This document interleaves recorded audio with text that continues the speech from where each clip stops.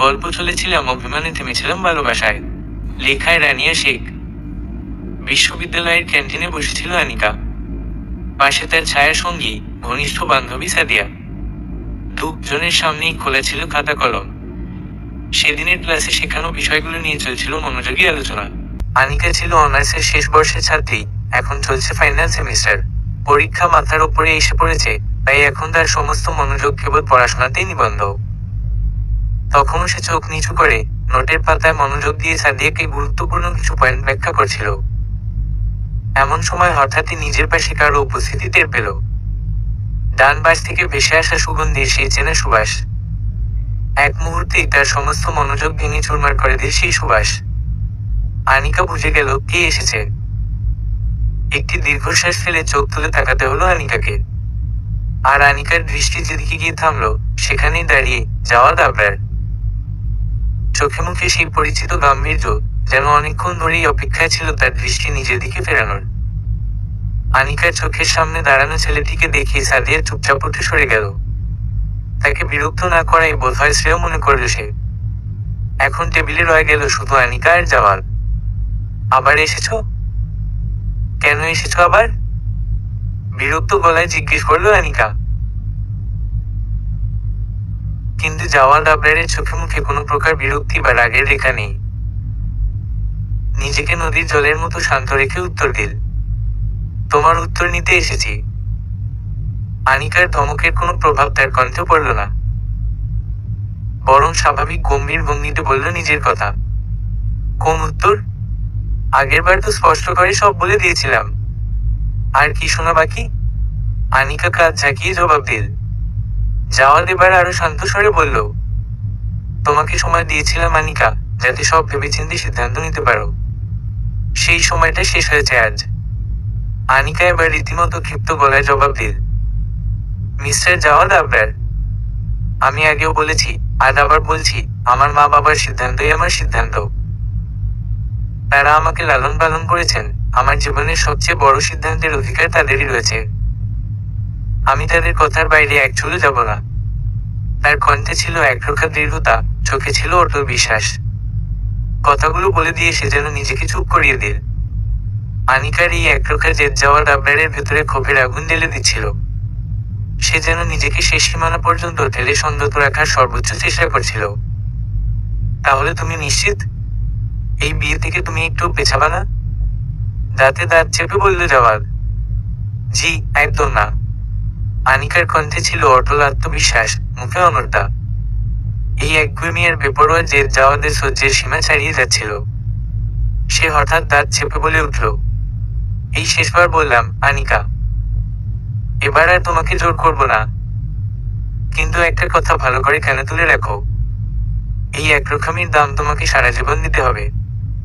তুমি জানো না কোন আগুন তুমি নিজের জীবনে ডেকে এনেছো। দেখো এখন আমি তোমার সঙ্গে কি করি। তার কণ্ঠে বিদ্রোহ, চোখে ছিল তীব্র রাগের আভাস। এ যেন হুমকি নয়, এক অন্ধ প্রতিশোধের ঘোষণা। জাওয়াদ যা বলল, তার মধ্যে ছিল এক ঠান্ডা হুঁশিয়ারি আগাম বার্তা। কিন্তু আনিকার মুখভঙ্গি ছিল পুরোপুরি নিরুত্তাপ। স্পষ্ট বোঝা যাচ্ছিল সে জাওয়াদের হুমকি ধমকিকে একটু আমলে নিচ্ছে না। আনিকা এবার ঠান্ডা গলায় ঠোঁট বাঁকিয়ে জবাব দিল, শোনো মিস্টার জাওয়াদ আবরার, এইসব গলা চড়ানো কথা গিয়ে অন্য কাউকে শোনাও। আমার পেছনে সময় নষ্ট করে কি লাভ? আমি এমন মেয়ে না যে ভয় পেয়ে তোমার পায়ে পড়ে যাবে। আর দয়া করে যতক্ষণ না আমার পরীক্ষা শেষ হয় আমার মাথা খেতে এসো না। ওই একটা দুশ্চিন্তায় যথেষ্ট, তার ওপর আবার তুমি এসে বকবক করছো। আনিকার ঠোঁটে ঝলকে উঠল এক ঠান্ডা ব্যঙ্গ। শব্দগুলোর ধার ছিল ছুরির মতো কেটেছে জাওয়াদের অহংকার। আর কোনো কথা না বলে সে নিজের নোট গুছিয়ে নিয়ে টেবিল ছেড়ে চলে গেল। তার চোখে মুখে ছিল বিরক্তি, কিন্তু পেছনে ফিরে তাকানোর বিন্দুমাত্র ইচ্ছা ছিল না। সে চলে যাওয়ার পর জাওয়াদ আবরার এক মুহূর্ত দাঁড়িয়ে রইল। চোখে মুখে একটা কঠিন পরাজয়ের ছায়া, হাতের মুঠো শক্ত হয়ে এল।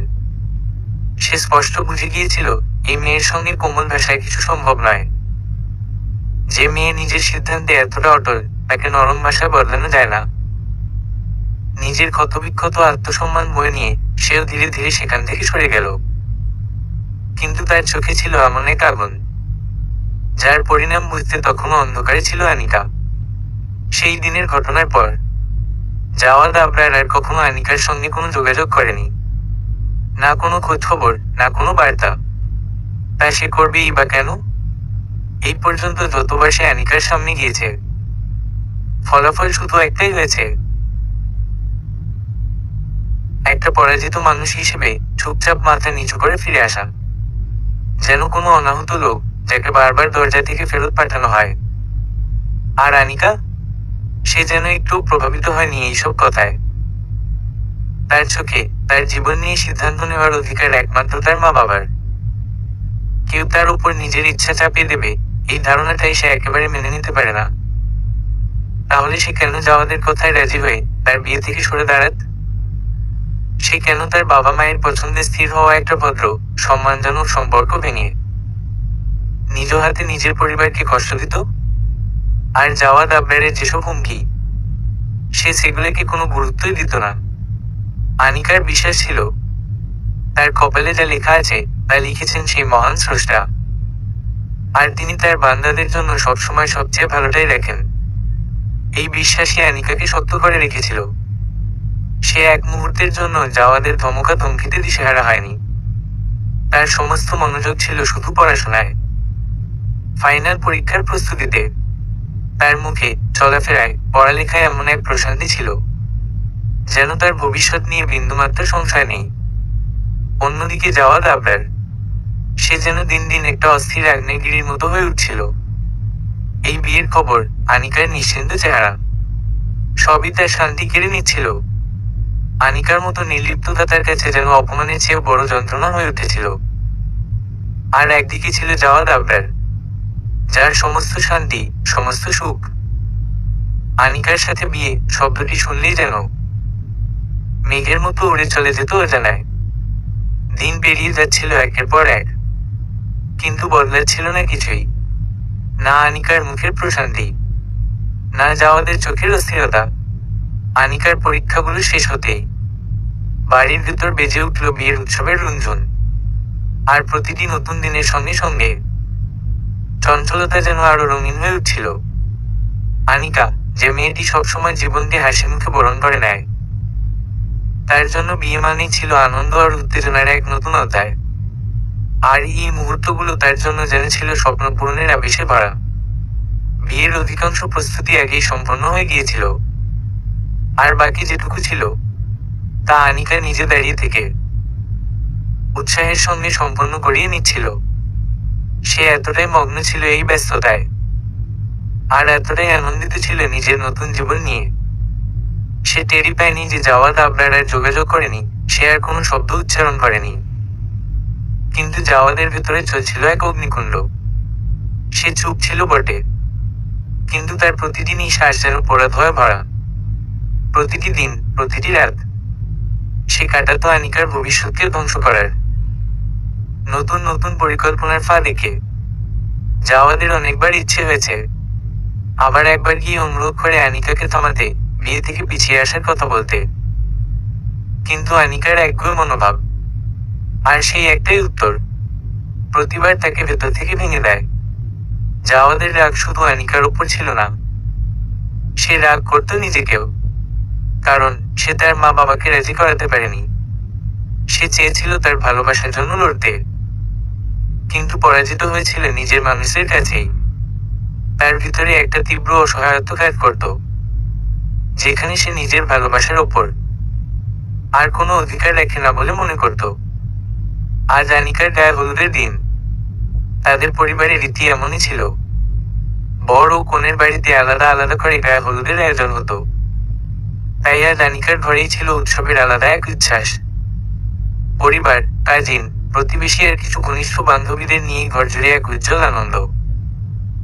তবু আনিকা ছিল নরম চোখে নিচু হয়ে বসা, যেন এক লাজুক নববধূ। তবে সেই লাজুকতার আড়ালে ছিল একরকমের চঞ্চল আনন্দ, যেন স্বপ্ন ছুঁয়ে দেখছে সে। আনিকার মনে হচ্ছিল, বধূ হওয়ার পুরো মজাটা তো এই লজ্জায়, এই মুখ গুজে বসার মধ্যেই লুকিয়ে আছে। প্রতিটি মুহূর্ত, প্রতিটি অনুভব তার কাছে ছিল নতুন, অপূর্ব, দারুণ প্রিয়। সে প্রতিটি সেকেন্ড উপভোগ করছিল যেন এই সময়টাই জীবনের সবচেয়ে রঙিন অধ্যায়। কখন যে সেই জাদুকরী রাত শেষ হয়ে গেল, কখন যে সকাল নেমে এল, সে বুঝতেই পারেনি। পরদিন সকালেই সে নকশাকাটা শাড়ি পরে গহনায় সজ্জিত হয়ে ব্রাইডাল রুমে বসেছিল। তাকে গ্রহণ করতে আসা একজন অচেনা অথচ নিয়তির নির্ধারিত মানুষকে বরণ করে নেবার অপেক্ষায়।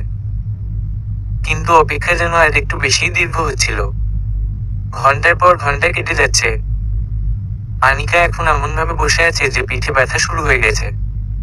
তার মুখে ধীরে ধীরে উদ্বেগের রেখা ফুটে উঠছে। একসময় তার বুকের ভেতর সন্দেহ দানা বাঁধল। না জানি জাওয়াদ আবরার আবার উল্টোপাল্টা কিছু করে বসেছে কিনা। আরো কিছুক্ষণ এই অনিশ্চয়তা ও আতঙ্কে কাটানোর পর তার এক কাজিন হন্তদন্ত হয়ে ঘরে ঢুকল। উচ্ছ্বাসের সঙ্গে জানালো বরপক্ষ এসে গেছে। যে আনিকা একটু আগে চোখে পানি নিয়ে বসেছিল, ভয়ের সংখ্যায় দম আটকে যাচ্ছিল তার। তা এক নিমিষে মুখ ভর্তি হাসিতে ভরে উঠল। তবে এই হাসি ছিল না কোনো সাধারণ হাসি। এই হাসিতে ছিল প্রশান্তি, উল্লাস, তৃপ্তি। আর সেই নববধূ সুলভ এক টুকরো লজ্জা, যা কেবল দৃষ্টিতেই প্রকাশ পায়। তার বুকের ভেতরটা যেন অন্যরকম এক তালে কাঁপছিল। যেন পৃথিবীর সবচেয়ে গুরুত্বপূর্ণ কাগজে এখনই সে সই করে দেবে। এক জীবনের চাবিকাঠি আর একজনের হাতে তুলে দেবে। কাঁপতে থাকা হাতে বুক ধড়ফড় করতে করতে সে নাম লিখে দিয়ে সেই অজানা অথচ ভবিষ্যতের সঙ্গীর ঘরে। এই যেন তার সমস্ত অধিকার, সমস্ত স্বপ্ন তুলে দেওয়া হলো সেই এক নামের কাছে, যাকে সে এখনো ভালোবাসে কিনা সেটা সে জানে না। তবু নিয়তির হাতে নিজেকে সঁপে দিল। একদিকে ছিল আনিকার আনন্দে ভরপুর মুখ, যার চোখে ছিল স্বপ্ন, মনে ছিল কাঁপন। আর অন্যদিকে ছিল তার বর জাওয়াদ আবরার, চোখে মুখ ভার করে বসে, ঠোঁট চেপে ধরা, নাক ফুলিয়ে রাখা। তার প্রতিটি ভঙ্গি যেন ঘোষণা করছিল, আমি এই বিয়েতে খুশি নই। আনিকার কাছে এই মুহূর্তটা ছিল জীবনের সবচেয়ে আনন্দঘন সময়। আর জাওয়াদ আবরারের কাছে এটাই ছিল তার জীবনের সবচেয়ে তিক্ত, সবচেয়ে অপমানজনক মুহূর্ত। রাত গভীর। আনিকা আজ রওনা হয়ে এসেছে তার নতুন ঠিকানায়। স্বামীর ঘর, নতুন পরিবার, নতুন জীবন। ঘরটি যেন সাজানো কোনো স্বপ্নের মতো। ফুলের পাপড়িতে মোড়া মেঝে, নরম আলোয় ঝলমলে পরিবেশ, বিছানার চারপাশে ছড়ানো লাল গাঁদা আর গোলাপের কোমল সৌরভ, সব মিলিয়ে যেন এক দ্যুতিময় স্বপ্নপুরী। আনিকা ধীরে ধীরে পা ফেলে এগিয়ে আসে। প্রতিটি পায়ে যেন এক অজানা ভবিষ্যতের দিকে ছোট ছোট পদক্ষেপ। চোখ নামিয়ে লাজে লজ্জায় রাঙা মুখ নিয়ে এসে বিছানার ধারে এসে দাঁড়ায়। সেই মুহূর্তে এগিয়ে আসেন ফারিহা ভাবি, অর্থাৎ তার স্বামীর বড় ভাইয়ের স্ত্রী। তারা হাসি মুখে আনিকাকে সহায়তা করেন, বিছানায় সঠিকভাবে বসতে সাহায্য করেন, আর তার লাল শাড়িটিকে সুন্দর করে বিছিয়ে দেন। আনিকা লাজুক হাসি দিয়ে ধন্যবাদ জানায়। আর সেই হাসি দেখে ভাবির মুখেও ফুটে ওঠে এক অনবদ্য হাসি, যেখানে স্নেহ আছে, মজা আছে, আর নববধূর মুখ লাল করে দেওয়ার নিপুণতা। ভাবি বেশি ঠাট্টা করতে চাইলেন না, তাই বিদায় জানিয়ে ঘর থেকে বেরিয়ে গেলেন। ঘর নিস্তব্ধ। আনিকা কিছুক্ষণ বসে থাকে এমনই সূচি, কোমল, নিঃশব্দ লাজুক পায়, যেন সময়টা এক বিরল অলঙ্কার হয়ে রয়ে গেল। কিন্তু এমনটা আর কতক্ষণ? এই 2 দিন এসে ইতিমধ্যেই লজ্জার অভিনয় করে ক্লান্ত। আরো অভিনয়। আর কত? সে আর বসে না থেকে ধীরে ধীরে উঠে দাঁড়ায়। আসলেই আর কতক্ষণ সে এই মশাই আসবেন কি আসবেন না নাটক করে যাবে? জাওয়াদ আবরার হয়তো এই ঘরে এখন ঢুকবে না। তাকে চেনা হয়ে গেছে আনিকার।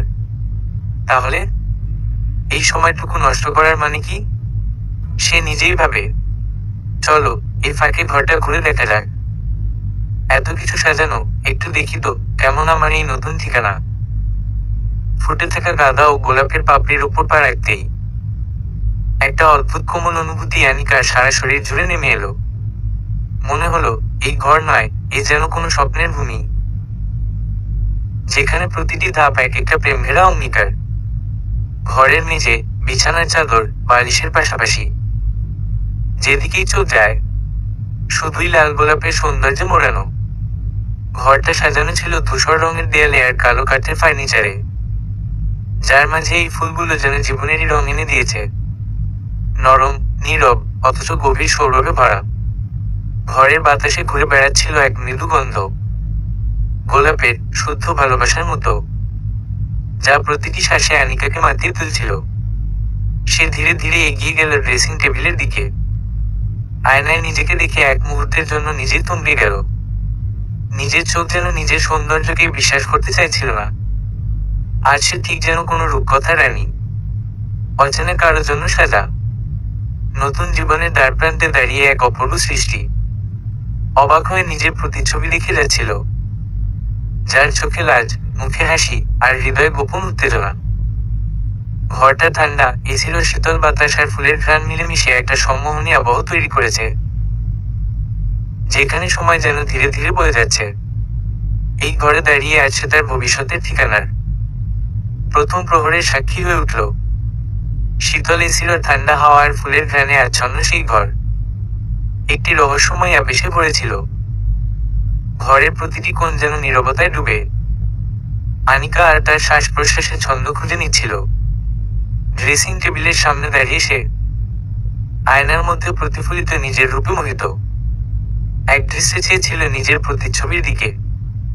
হয়তো প্রথমবার এমনভাবে নিজেকে দেখছে সে। কিন্তু হঠাৎই এক অদ্ভুত ভাবনার ঢেউ তাকে গ্রাস করল।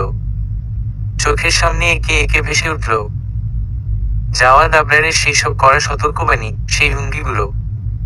সে যখন নিজেকে নির্ভর ভাবত, যখন জাওয়াদের কথাগুলোকে পাত্তা দিত না, তখন পরিস্থিতি ছিল ভিন্ন। সে ছিল স্বাধীন, স্বচ্ছন্দ। কিন্তু এখন সে জাওয়াদের সঙ্গে বিয়ের বন্ধনে বাঁধা। এই ঘর, এই সম্পর্ক, সবই সেই পুরুষের ছায়ার নিচে দাঁড়িয়ে আছে। একটু একটু করে ভেতরটা জ্বরসর হতে লাগলো আনিকার। সেই সাহসী মেয়েটি আজ নিজেই যেন একটু অস্থির। আর তখনই এক টুক করে শব্দ হলো দরজায়। দরজাটি ধীরে খুলে গেল। অভিনব কোনো অপ্রত্যাশা নয়, জাওয়াদ আবরার প্রবেশ করল ঘরে। পুরো কালো শেরওয়ানিতে অবিশ্বাস্য রকমের আকর্ষণীয় লাগছিল তাকে। তাকে দেখে এক মুহূর্তের জন্য আনিকা যেন সব ভুলে গেল। তার শুধু মনে হলো এ পুরুষটি অসম্ভব প্রভাবশালী, আর তার চোখে সেই রকমই ক্ষমতার আভা। কিন্তু সেই মুহূর্তটা খুব ক্ষণস্থায়ী ছিল, কারণ জাওয়াদের চোখে মুখে কোনো কোমলতা ছিল না। তার চোখে ছিল এক কঠিন গাম্ভীর্য, যেন তার আগমনের একমাত্র উদ্দেশ্য নিজের হুমকিগুলো বাস্তবে পরিণত করা। আনিকার গলা শুকিয়ে এলো। আর সে সত্যিই বুঝল, ভুল করে নেমে পড়েছে এমন এক খেলায়, যেখানে প্রতিপক্ষ ক্ষমা করতে জানে না। কিন্তু আপাতত জাওয়াদ আবরার কোনো কথা বলল না। চোখে এক ঝলক জ্বালাময় দৃষ্টিতে তাকালো আনিকার দিকে। মুখের অভিব্যক্তি এমন যেন সে স্পষ্ট করে বুঝিয়ে দিচ্ছে, এই সম্পর্ক, এই মেলবন্ধন তার জন্য কিছুই নয়। আনিকার একেবারে পাশ দিয়ে নির্ভীক পায়ে হেঁটে গিয়ে ওয়ার্ড্রোব খুলে একখানা ঢিলেঢালা টি শার্ট আর সাধারণ ট্রাউজার তুলে নিয়ে সোজা চলে গেল ওয়াশরুমে। আনিকা চুপচাপ দাঁড়িয়ে ছিল। মনে এক দমকা নিঃশ্বাস জমে উঠল, একটা শীতল দীর্ঘশ্বাস, যার মধ্যে ছিল না কোনো হতাশার কান্না। থাকা উচিত ছিল না, কারণ সবকিছু সে আগেই জানত। আজকের এই রাত, এই দাম্পত্য জীবনের শুরু, এই কক্ষ, এই বিছানা, যার চারপাশে ছড়ানো ছিল গোলাপের পাপড়ি, আলো, সুগন্ধ আর সাজ। কিন্তু সম্পর্ক একদম শূন্য। জাওয়াদ তার আচরণে পরিষ্কার জানিয়ে দিয়েছে, এই সম্পর্ক কেবল কাগজের একটি চুক্তি। তার মনে আনিকার জন্য কোনো আবেগ নেই, নেই কোনো স্বীকৃতির বারতা। তবুও আনিকা হতাশ হয়নি। এই সম্পর্কের শুরুতে সে যা ভাবতে পেরেছিল, তার কিছুই অতিরিক্ত হয়নি। সে জানত জাওয়াদ থেকে গ্রহণ করবে না খুশি মনে। সে জানত জাওয়াদ এই বিয়েতে এক বিন্দু আগ্রহী না। তারপরও সে সব জেনেও বাবা মায়ের খুশির কথা ভেবে এই সিদ্ধান্তে সম্মতি দিয়েছিল। এটাই ছিল তার সাহস, সব জেনে শুনে সম্পর্ককে সম্মান দেওয়ার চেষ্টা করা। এটাই ছিল তার উদারতা, নিজের অন্তরের শূন্যতা সত্ত্বেও। বিয়ের প্রতিটি মুহূর্ত উপভোগ করা। সে জানত সমস্যা এখনো এসে পৌঁছায়নি, এখনো সে সেই যন্ত্রণার সম্মুখীন হয়নি। তাই তার বিশ্বাস, ভবিষ্যতের ভয়েই যদি বর্তমানে শান্তি নষ্ট করি তবে সে তো বোকামি। আনিকা পূর্ব মৃত্যু আর্তনাদ করবার মানুষ নয়, তাই সে কোনো কিছুর জন্য দুশ্চিন্তা করেনি এখনো পর্যন্ত। কিন্তু এখন সেই সময় এসে গেছে। এখন থেকে জাওয়াদের অবহেলা তার ঠান্ডা মনোভাবের সামনে দাঁড়াতে হবে। এবং আনিকা জানে ওকে এই লড়াই লড়তেই হবে। ড্রেসিং টেবিলের সামনে দাঁড়িয়ে ধীরে ধীরে ক্লান্ত হাতে সে খুলে ফেলতে লাগলো তার গহনাগুলো, যেগুলো কিছুক্ষণ আগেও তাকে রানী করে তুলেছিল। এই ক্লান্তি শারীরিক ছিল না, বরং মনের ভেতর জন্ম নেওয়া এক বিষণ্ণ বোঝা। হয়তো ভেতরে কোনো আশা ছিল একটুখানি, যে জাওয়াদ অন্তত এক মুহূর্তের জন্য হলেও তাকে মেনে নেবে। আসলে আনিকা আর জাওয়াদ আবরার ছিল প্রতিবেশী। দুই ঘরের মাঝখানে যেন শুধু একটা ইটের প্রাচীর দাঁড়ানো, তার চেয়ে বেশি কিছু নয়। দুই পরিবারের মধ্যে ছিল গভীর বন্ধন, যেন আত্মীয়তার চেয়েও বড় কিছু। আর এই ঘনিষ্ঠতার পেছনে সবচেয়ে বড় ভূমিকা রেখেছিলেন জাওয়াদের মা আনিসা বেগম। তার স্বভাব এমনিতেই ছিল মিশুক, কোমল, শ্রদ্ধার যোগ্য। কিন্তু আনিকার প্রতি তার টান ছিল আরো বেশি, কারণ তার মনের গহীনে অনেক আগে থেকেই আনিকা ছিল তার পছন্দের পুত্রবধূ। তিনি কখনো মুখ ফুটে এই ইচ্ছা প্রকাশ করেননি, কিন্তু সেই চাওয়া ছিল পুরোটাই মনের গভীরে গাঁথা। কিন্তু একদিন হঠাৎ জাওয়াদ এসে জানায় যে সে বিশ্ববিদ্যালয়ের এক সহপাঠিনী হৃদাকে পছন্দ করে, আর চায় তার মা যেন তার জন্য সেই মেয়ের বাড়িতে বিয়ের প্রস্তাব নিয়ে যান। আনিসা বেগমের হৃদয়ে যেন সেই মুহূর্তেই ধসে পড়ে। তিনি জাওয়াদের অনুরোধকে প্রথমে একেবারে উপেক্ষা করে দেন, আর ঠিক যেন একজন সাধারণ মা মতো ছেলের পছন্দের বিপরীতে গিয়ে নিজের অভিমানে গুটিয়ে থাকেন। কিন্তু জাওয়াদের অনবরত অনুরোধ, তার জেদ, তার অনুরক্ততা, সেসবের কাছে হার মানেন আনিসা বেগম। শেষমেশ মাতৃস্নেহে নিজের ইচ্ছাকে গলিয়ে ছেলের ইচ্ছার প্রতি শ্রদ্ধা জানিয়ে হৃদার বাড়িতে প্রস্তাব নিয়ে যান। সেখানে গিয়ে তিনি হৃদাকে দেখে প্রথমে একরকম খুশি হন। হৃদা দেখতে ভালো, বাচনভঙ্গির চটপটে, কিন্তু মাত্র 2 মিনিটের কথোপকথনেই হৃদার কথায় কর্মে এমন অনেক কিছু ধরা পড়ে যা আনিসা বেগমের অভিজ্ঞ মন ঠিকই বুঝে ফেলে। তার মনে হয়েছিল এ মেয়ে যতই আধুনিক হোক না কেন তার ছেলের জীবনসঙ্গী হওয়ার যোগ্য নয়। তাই ফিরে এসেই তিনি হৃদাকে ঘিরে নানা প্রশ্ন তোলেন, দ্বিধায় পড়েন, এবং অবশেষে নিজেই সিদ্ধান্তে উপনীত হন যে এই সম্পর্ক কোনোভাবেই তারা মেনে নিতে পারবে না, যতই ভালো স্বভাবের হন না কেন আনিসা বেগম। হৃদা নামের ওই মেয়েটিকে তিনি তার ছেলের জীবনসঙ্গী হিসেবে মেনে নিতে পারেননি। হৃদার বাড়ি থেকে ফিরে আসতেই জাওয়াদ যেন হঠাৎ করেই তাকে ঘিরে ধরল। তীব্র কৌতূহল ভরা চোখে জিজ্ঞেস করল, কি মনে হলো আম্মু? কেমন লাগলো হৃদাকে তোমার কাছে? জাওয়াদের বাচ্চা মুখে আনিসা বেগম হেসে ফেললেন। হেসে বললেন, দেখ, সে দেখতে তো মন্দ না, কিন্তু আমি তোমার বউ হিসেবে ওকে কল্পনাও করতে পারছি না জাওয়াদ। জাওয়াদের উজ্জ্বল মুখটা মুহূর্তেই কালো হয়ে গেল। কেন আম্মু? কি এমন সমস্যা দেখলে তুমি ওর মধ্যে? আনিসা বেগম এবার গম্ভীর হয়ে বললেন, দেখো, সেই মেয়েটা অতিরিক্ত স্বচ্ছন্দ, একটু বেশিই খোলামেলা। এখন বলবে কিভাবে বুঝলাম? তিনি নরম গলায় বললেন, আমি তো ওর বাড়ি গিয়েছিলাম শুধু দেখতে, কিন্তু সে নিজেই তার বাবা মায়ের আগেই আমার সঙ্গে বিয়ের বিষয় নিয়ে এমন উৎসাহের কথা বলছিল, যেন বিয়েটা তার কাছে একটা স্বপ্ন, আর যে কোনো মূল্যে সেটা পূরণ করতেই হবে। এভাবে যে মেয়েরা নিজেকে উপস্থাপন করে তাদের মধ্যে লজ্জা বা শালীনতার চিহ্ন খুব দুর্লভ। মায়ের এমন কথায় জাওয়াদের মুখে বিরক্তির রেখা ফুটে উঠল। আম্মু, এটা কি এখন কোনো অভিযোগ হলো? এই যুগে তো কেউ রিলেশন বা বিয়ের কথা লুকিয়ে রাখে না। আজকের মেয়েরা এমনই হয়, তোমার সেই শালীনতা, ঘুমটা দুপাত্তি, এসব এখন অতীত। আনিসা বেগম এবার একটু কঠোর সুরে বললেন, না জাওয়াদ, সময় যাই হোক না কেন, একটা মেয়ের লজ্জাশীলতা, তার ব্যবহার, তার চোখের ভাষা, তার চলাফেরার ধরনে ঠিকই প্রকাশ পায়। আর শুধু ব্যবহারই নয়, ওর পোশাক পরিচ্ছদ তো মোটেই একজন মার্জিত মুসলিম তরুণীর মতো ছিল না। জাওয়াদ এবার রেগে উঠে বলল, আচ্ছা আম্মু, ফ্যাশন যদি কেউ ফলো করে তাতে দোষ কি? যে জামা সে পরে এসেছে সেটাই তো আজকাল স্টাইল। আর আমি যখন ওর ড্রেসিং নিয়ে কিছু বলছি না, তুমি কেন এতে এত বিরক্ত হচ্ছ? আনিসা বেগম এবার একদম স্পষ্ট করে বললেন, জাওয়াদ, এটা বোকামি। স্বাধীনতা মানে এই নয় যে অশালীনতা মেনে নিতে হবে। ফ্যাশন মানে এই নয় যে শরীরের অর্ধেকটা দেখা যাবে। হ্যাঁ, সময় বদলেছে, কিন্তু ধর্মের শিক্ষাগুলো কি বদলে গেছে?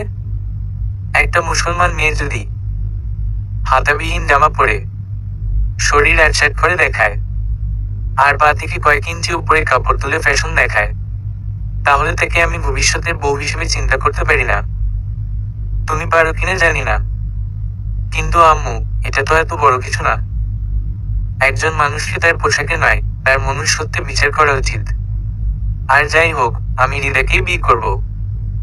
After all, she is my love. Jawad Abrar চূড়ান্ত এক জেদি গলায় বলল। হৃদা তখন তার চেতনার এমন গভীরে ছায়া ফেলেছে যে অন্য কিছু তার মাথায় ঢুকছে না। সাহস বেশি হচ্ছে এখন তোমার, জাওয়াদ। এবার যদি একটাও কথা বাড়াও, আমি কিন্তু তোমার মুখের উপর সব কথা কেড়ে নেব। তুমি চাও বা না চাও, আমি ওই মেয়েকে আমার পুত্রবধূ হিসেবে কোনো অবস্থায় মেনে নিতে পারি না। আনিসা বেগম এবার স্পষ্ট উচ্চারণে গর্জে উঠলেন, তাহলে আমি আপনাদের ইচ্ছার বিরুদ্ধে গিয়ে কোর্ট ম্যারেজ করে নেব। হৃদাকে আপনারা পছন্দ করেন না, করবেন না, তাতে আমার কিছু যায় আসে না। জাওয়াদ এবার মায়ের সামনে চরম ঘোষণা দিয়ে বসল। ঠিক সেই সময়ে ঘরে ঢুকছিলেন ফয়জান আবরার, জাওয়াদের বাবা। ছেলের এমন দুর্ব্যবহার, এমন ঔদ্ধত্যপূর্ণ কথা শুনে তার মুখের অভিব্যক্তি কঠোর হয়ে উঠল। এইসব কি কথা বলছো তুমি, জাওয়াদ? মায়ের সঙ্গে কিভাবে কথা বলতে হয় সেটা শেখো আগে। তোমার মা যদি কোনো মেয়েকে তোমার জন্য ঠিক মনে না করেন, তাতে নিশ্চয় কিছু কারণ আছে। আমি নিজেও হৃদার সঙ্গে দেখা করেছি, এবং বিশ্বাস করো, সেই মেয়ে তোমার জীবনে দুঃখ ছাড়া আর কিছু দেবে না। আপনারা নিজের সিদ্ধান্ত আমাদের উপর চাপিয়ে দিচ্ছেন, এটা ঠিক না। আমি বড় হয়েছি, আমারও অনুভব আছে, আমারও পছন্দ অপছন্দ আছে। আপনারা এভাবে আমার ভবিষ্যৎ নির্ধারণ করতে পারেন না, জাওয়াদ গর্জে উঠল। জাওয়াদ আবরার, আমরা পারি। তোমার জন্ম থেকে আজ অব্দি তোমার সব চাওয়া পাওয়া পূরণ করেছি, আর আজ তুমি এমন করে কথা বলছো? সেই মেয়েটির মধ্যে এমন কোনো গুণ নেই যার ভিত্তিতে আমরা তাকে মেনে নেব। তুমি যদি এই সম্পর্ক জোর করে চালিয়ে যাও, তাহলে আমার সিদ্ধান্ত শোনো। ফয়জান আবরার এবার ঠান্ডা অথচ ধীর গলায় বললেন, যদি তুমি আমাদের মতো অমান্য করে পরিবারের বিরুদ্ধে গিয়ে বিয়ে করো, তাহলে আমি তোমাকে সম্পূর্ণরূপে সম্পত্তি ও ব্যবসা থেকে বঞ্চিত করব। আমি দেখে নিতে চাই, বিলাসে বড় হওয়ার হৃদা কেমন করে তোমার সঙ্গে সেই অবস্থায় বিয়ে করতে রাজি হয়। ফয়জান আবরারের কথাগুলো শুনে জাওয়াদ গুমড়ে উঠল। সে প্রেমে পাগল ছিল ঠিকই, কিন্তু এতটা না যে নিজের ভবিষ্যৎ, ব্যবসা, সম্মান সবকিছু ত্যাগ করে হৃদয়ের জন্য নিজের জীবনটাই ধ্বংস করে ফেলবে। এই ঘটনার পর আনিসা বেগম আনিকার বাড়ি আনুষ্ঠানিকভাবে বিয়ের প্রস্তাব নিয়ে গেলেন। সেখানে আর দেরি হয়নি, আনিকার পরিবার খুশি মনে প্রস্তাবে সম্মতি দিল। দুই পক্ষ থেকেই বিয়ের তোড়জোড় শুরু হলো। শুধু আনিকার পরীক্ষার কথা মাথায় রেখে বিয়ের দিন পিছিয়ে রাখা হলো। জাওয়াদ আবরার আজ সম্পূর্ণরূপে অন্যের সিদ্ধান্তের শিকার হয়ে পড়েছিল। ঘরে সে অসহায়ের বাইরে হৃদার পক্ষ থেকে একের পর এক অভিযোগে বিদ্ধ। হৃদা একটানা ফোন করে কাঁদতে কাঁদতে বলতো, তুমি আমার সাথে বিশ্বাসঘাতকতা করলে জাওয়াদ। তুমি মিথ্যে বলেছ, প্রতারণা করেছ, আমি এটা ডিজার্ভ করি না। তার কণ্ঠে অভিমান ছিল, অভিযোগ ছিল, আর ছিল ভয়ঙ্কর এক প্রস্তাব। শোনো, একদিন হৃদা বলেছিল, ও মেয়েটাকে পুরোটা সত্যি বলো, বলো তুমি আমাকে ভালোবাসো, যেন সে নিজেই বিয়েটা না করে। ও যদি নিজে থেকে না বলে দেয়, তাহলে তোমার মা বাবার সামনে তুমি জিতবে। তুমি বলতে পারবে, দেখলে তো, যাকে তোমরা পছন্দ করলে সেই তো বিয়ে করতে চায় না। জাওয়াদের কাছে এই প্ল্যানটা খুব চালাকিপূর্ণ ও যৌক্তিক মনে হয়েছিল। তাই সে কয়েকবার আনিকার কাছে গিয়ে একরকম মিনতি করে অনুরোধ করেছিল যেন সে এই বিয়ে থেকে সরে আসে। প্রতিবারই আনিকা শান্ত কিন্তু অন্যভাবে বলেছিল, না, আমি এই বিয়ে করব। এবং সেই একই উত্তর বারবার শোনার পর শেষবার যখন সে গিয়েছিল আনিকার কাছে এবং আবারও শুনেছিল সেই 1000বার শোনা জবাব, তখন সত্যিই তার মাথায় আগুন ধরে গিয়েছিল। সে ভেবে নিয়েছিল, এই মেয়ে তো আর শুনবে না, তাহলে এখন ওকে শেখাতে হবে। এই হঠকারিতা, এই জেদ, এর একটা একটা করে মূল্য দিতে হবে ওকে। জাওয়াদ মনে মনে স্থির করেছিল নিজেকে, করুক সবাই তাদের মতো, কিন্তু শেষে সবাইকে এই জেদের জন্য আমি মূল্য দিতে বাধ্য করব। সেদিন আনিকার ইউনিভার্সিটি থেকে ফেরার পরপরই সে হৃদাকে ফোন করেছিল। কিন্তু হৃদা, সে যেন আগে থেকেই জানতো জাওয়াদ আবারও ব্যর্থ হয়ে ফিরেছে। ফোন রিসিভ করেই সে বলল, জানি তুমি আবারও সেই মেয়ের কাছ থেকে না শুনে এসেছো, কিন্তু এবার শোনো জাওয়াদ, তোমার দ্বারা আর কিছু হবে না। তুমি দুর্বল, তুমি সিদ্ধান্তহীন, তুমি ভালোবাসা কি তা বোঝোই না।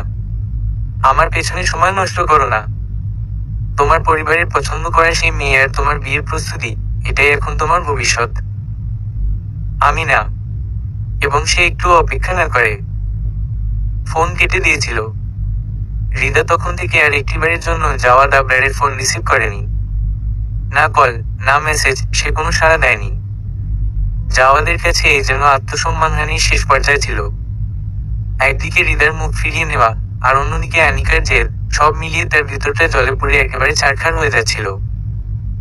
তার ধারণা ছিল, আনিকা যদি একটু নমনীয় হতো, যদি সে শুধু একবার বলে দিত, না, আমি এই বিয়ে করব না, তাহলে হৃদা এখনো তার জীবনে থাকতো। তাই এই মুহূর্তে তার ক্ষোভের কেন্দ্রবিন্দুতে ছিল শুধু আনিকা।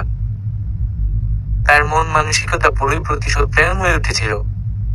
সে ঠিক করেছিল, যেহেতু ও জোর করে এই সম্পর্ক তৈরি করেছে, তাহলে আমি নিজের মতো করে এটাকে শেষ করব। এই জেদ, এই অহংকার, এর মূল্য ওকে দিতেই হবে। এমনকি বিয়ের দিনেও যাওয়ার সবার বারণ সত্ত্বেও একেবারে ইচ্ছা করেই দেরি করেছিল। সে নিজের ঘর থেকে কাউকে কিছু না জানিয়ে চুপচাপ কোথাও গিয়ে লুকিয়ে পড়েছিল। সেই নির্জন জায়গায় বসে বসে সে শুধু একটা কাজ করছিল। চোখ বন্ধ করে কল্পনা করছিল যে তার অনুপস্থিতিতে বাড়িতে কেমন উত্তেজনা ছড়িয়ে পড়েছে, কেমন করে সবাই ঘাবড়ে যাচ্ছে, কেমন ভয়ে কাঁপছে আনিকার পরিবার। এতে যেন অদ্ভুত এক সুখ অনুভব করছিল যাওয়ার। একসময় তো তার ইচ্ছে হচ্ছিল, না, আমি যাব না, এই বিয়ে আমি করবই না। কিন্তু পরে নিজের প্রতিশোধের কথা মনে পড়ে গেল। এই সম্পর্ক ছিন্ন করলে তো ও সহজে রেহাই পেয়ে যাবে। না, ওকে ত্যাগ নয়, ভেতর থেকে ভেঙে ফেলাই হবে আসল জবাব। এই কারণেই শেষ পর্যন্ত সে বিয়েতে গিয়েছিল। তাকে তুলে এনেছিল নিজের ঘরে, নিজের আয়ত্তে এনেছিল, যেন এখন থেকে প্রতিটি মুহূর্তে তাকে কষ্ট দেওয়া যায়, নিঃশ্বাসে নিঃশ্বাসে জ্বালানো যায়। আজ ছিল আনিকার বৌভাত। গতকাল থেকে আজ অবধি দুজনের মাঝে নিঃশব্দতা এক অদ্ভুত দেয়াল তুলে রেখেছিল। কেউ কারো সঙ্গে কথা বলেনি, না জাওয়াদ আবরার, না আনিকা। আনিকা হয়তো মনে মনে অপেক্ষা করছিল, কখন সে কিছু বলবে, কখন তার ঠোঁট নড়বে, কখন তার কণ্ঠস্বর শুনতে পাবে। কিন্তু জাওয়াদ, সে যেন নিজেকে একদম নিস্তব্ধতায় বিলীন করে রেখেছে। এই নিঃশব্দতা দিয়ে সে ঠিক যেন আনিকাকে বুঝিয়ে দিতে চেয়েছিল যে, তুমি আমার কাছে কোনো গুরুত্বই রাখো না, তুমি আমার জীবনে এক নির্জীব উপস্থিতি মাত্র। এটাই ছিল তার প্রতিশোধের প্রাথমিক ভাষা। আনিকা এখনো কোনো উদ্যোগ নেয়নি। সে শুধুই তাকিয়েছিল। সে লক্ষ্য করছিল, জাওয়াদ আবরার আসলে কেমন মানুষ। সে কতটা ভেতরে বিষে ভরা, কতটা জেদি, কতটা ক্ষতবিক্ষত। আনিকা মুখে কিছু না বললেও চোখে চোখে সে এক নীরব পরীক্ষা চালাচ্ছিল। সে বুঝতে চাইছিল, এই মানুষটার ভিতরটা আসলে কেমন। এতটা রাগ, এতটা যন্ত্রণা, এর ভিতর কি কোথাও একটা কোমল জায়গা আছে? নাকি সে সত্যিই এক পাথুরে মানুষ যে শুধু প্রতিশোধে বিশ্বাসী? বউভাত শেষ হয়ে গিয়েছে, সবাই যে যার ঘরে ফিরে এসেছে। এই মুহূর্তে আনিকা বিছানার কাছে এসে দাঁড়ায়।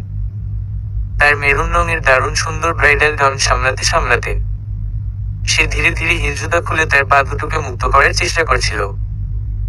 ঠিক তখনই জাওয়াদ আবরার ত্যক্ত বিরক্ত মুখে রুমে ঢুকল।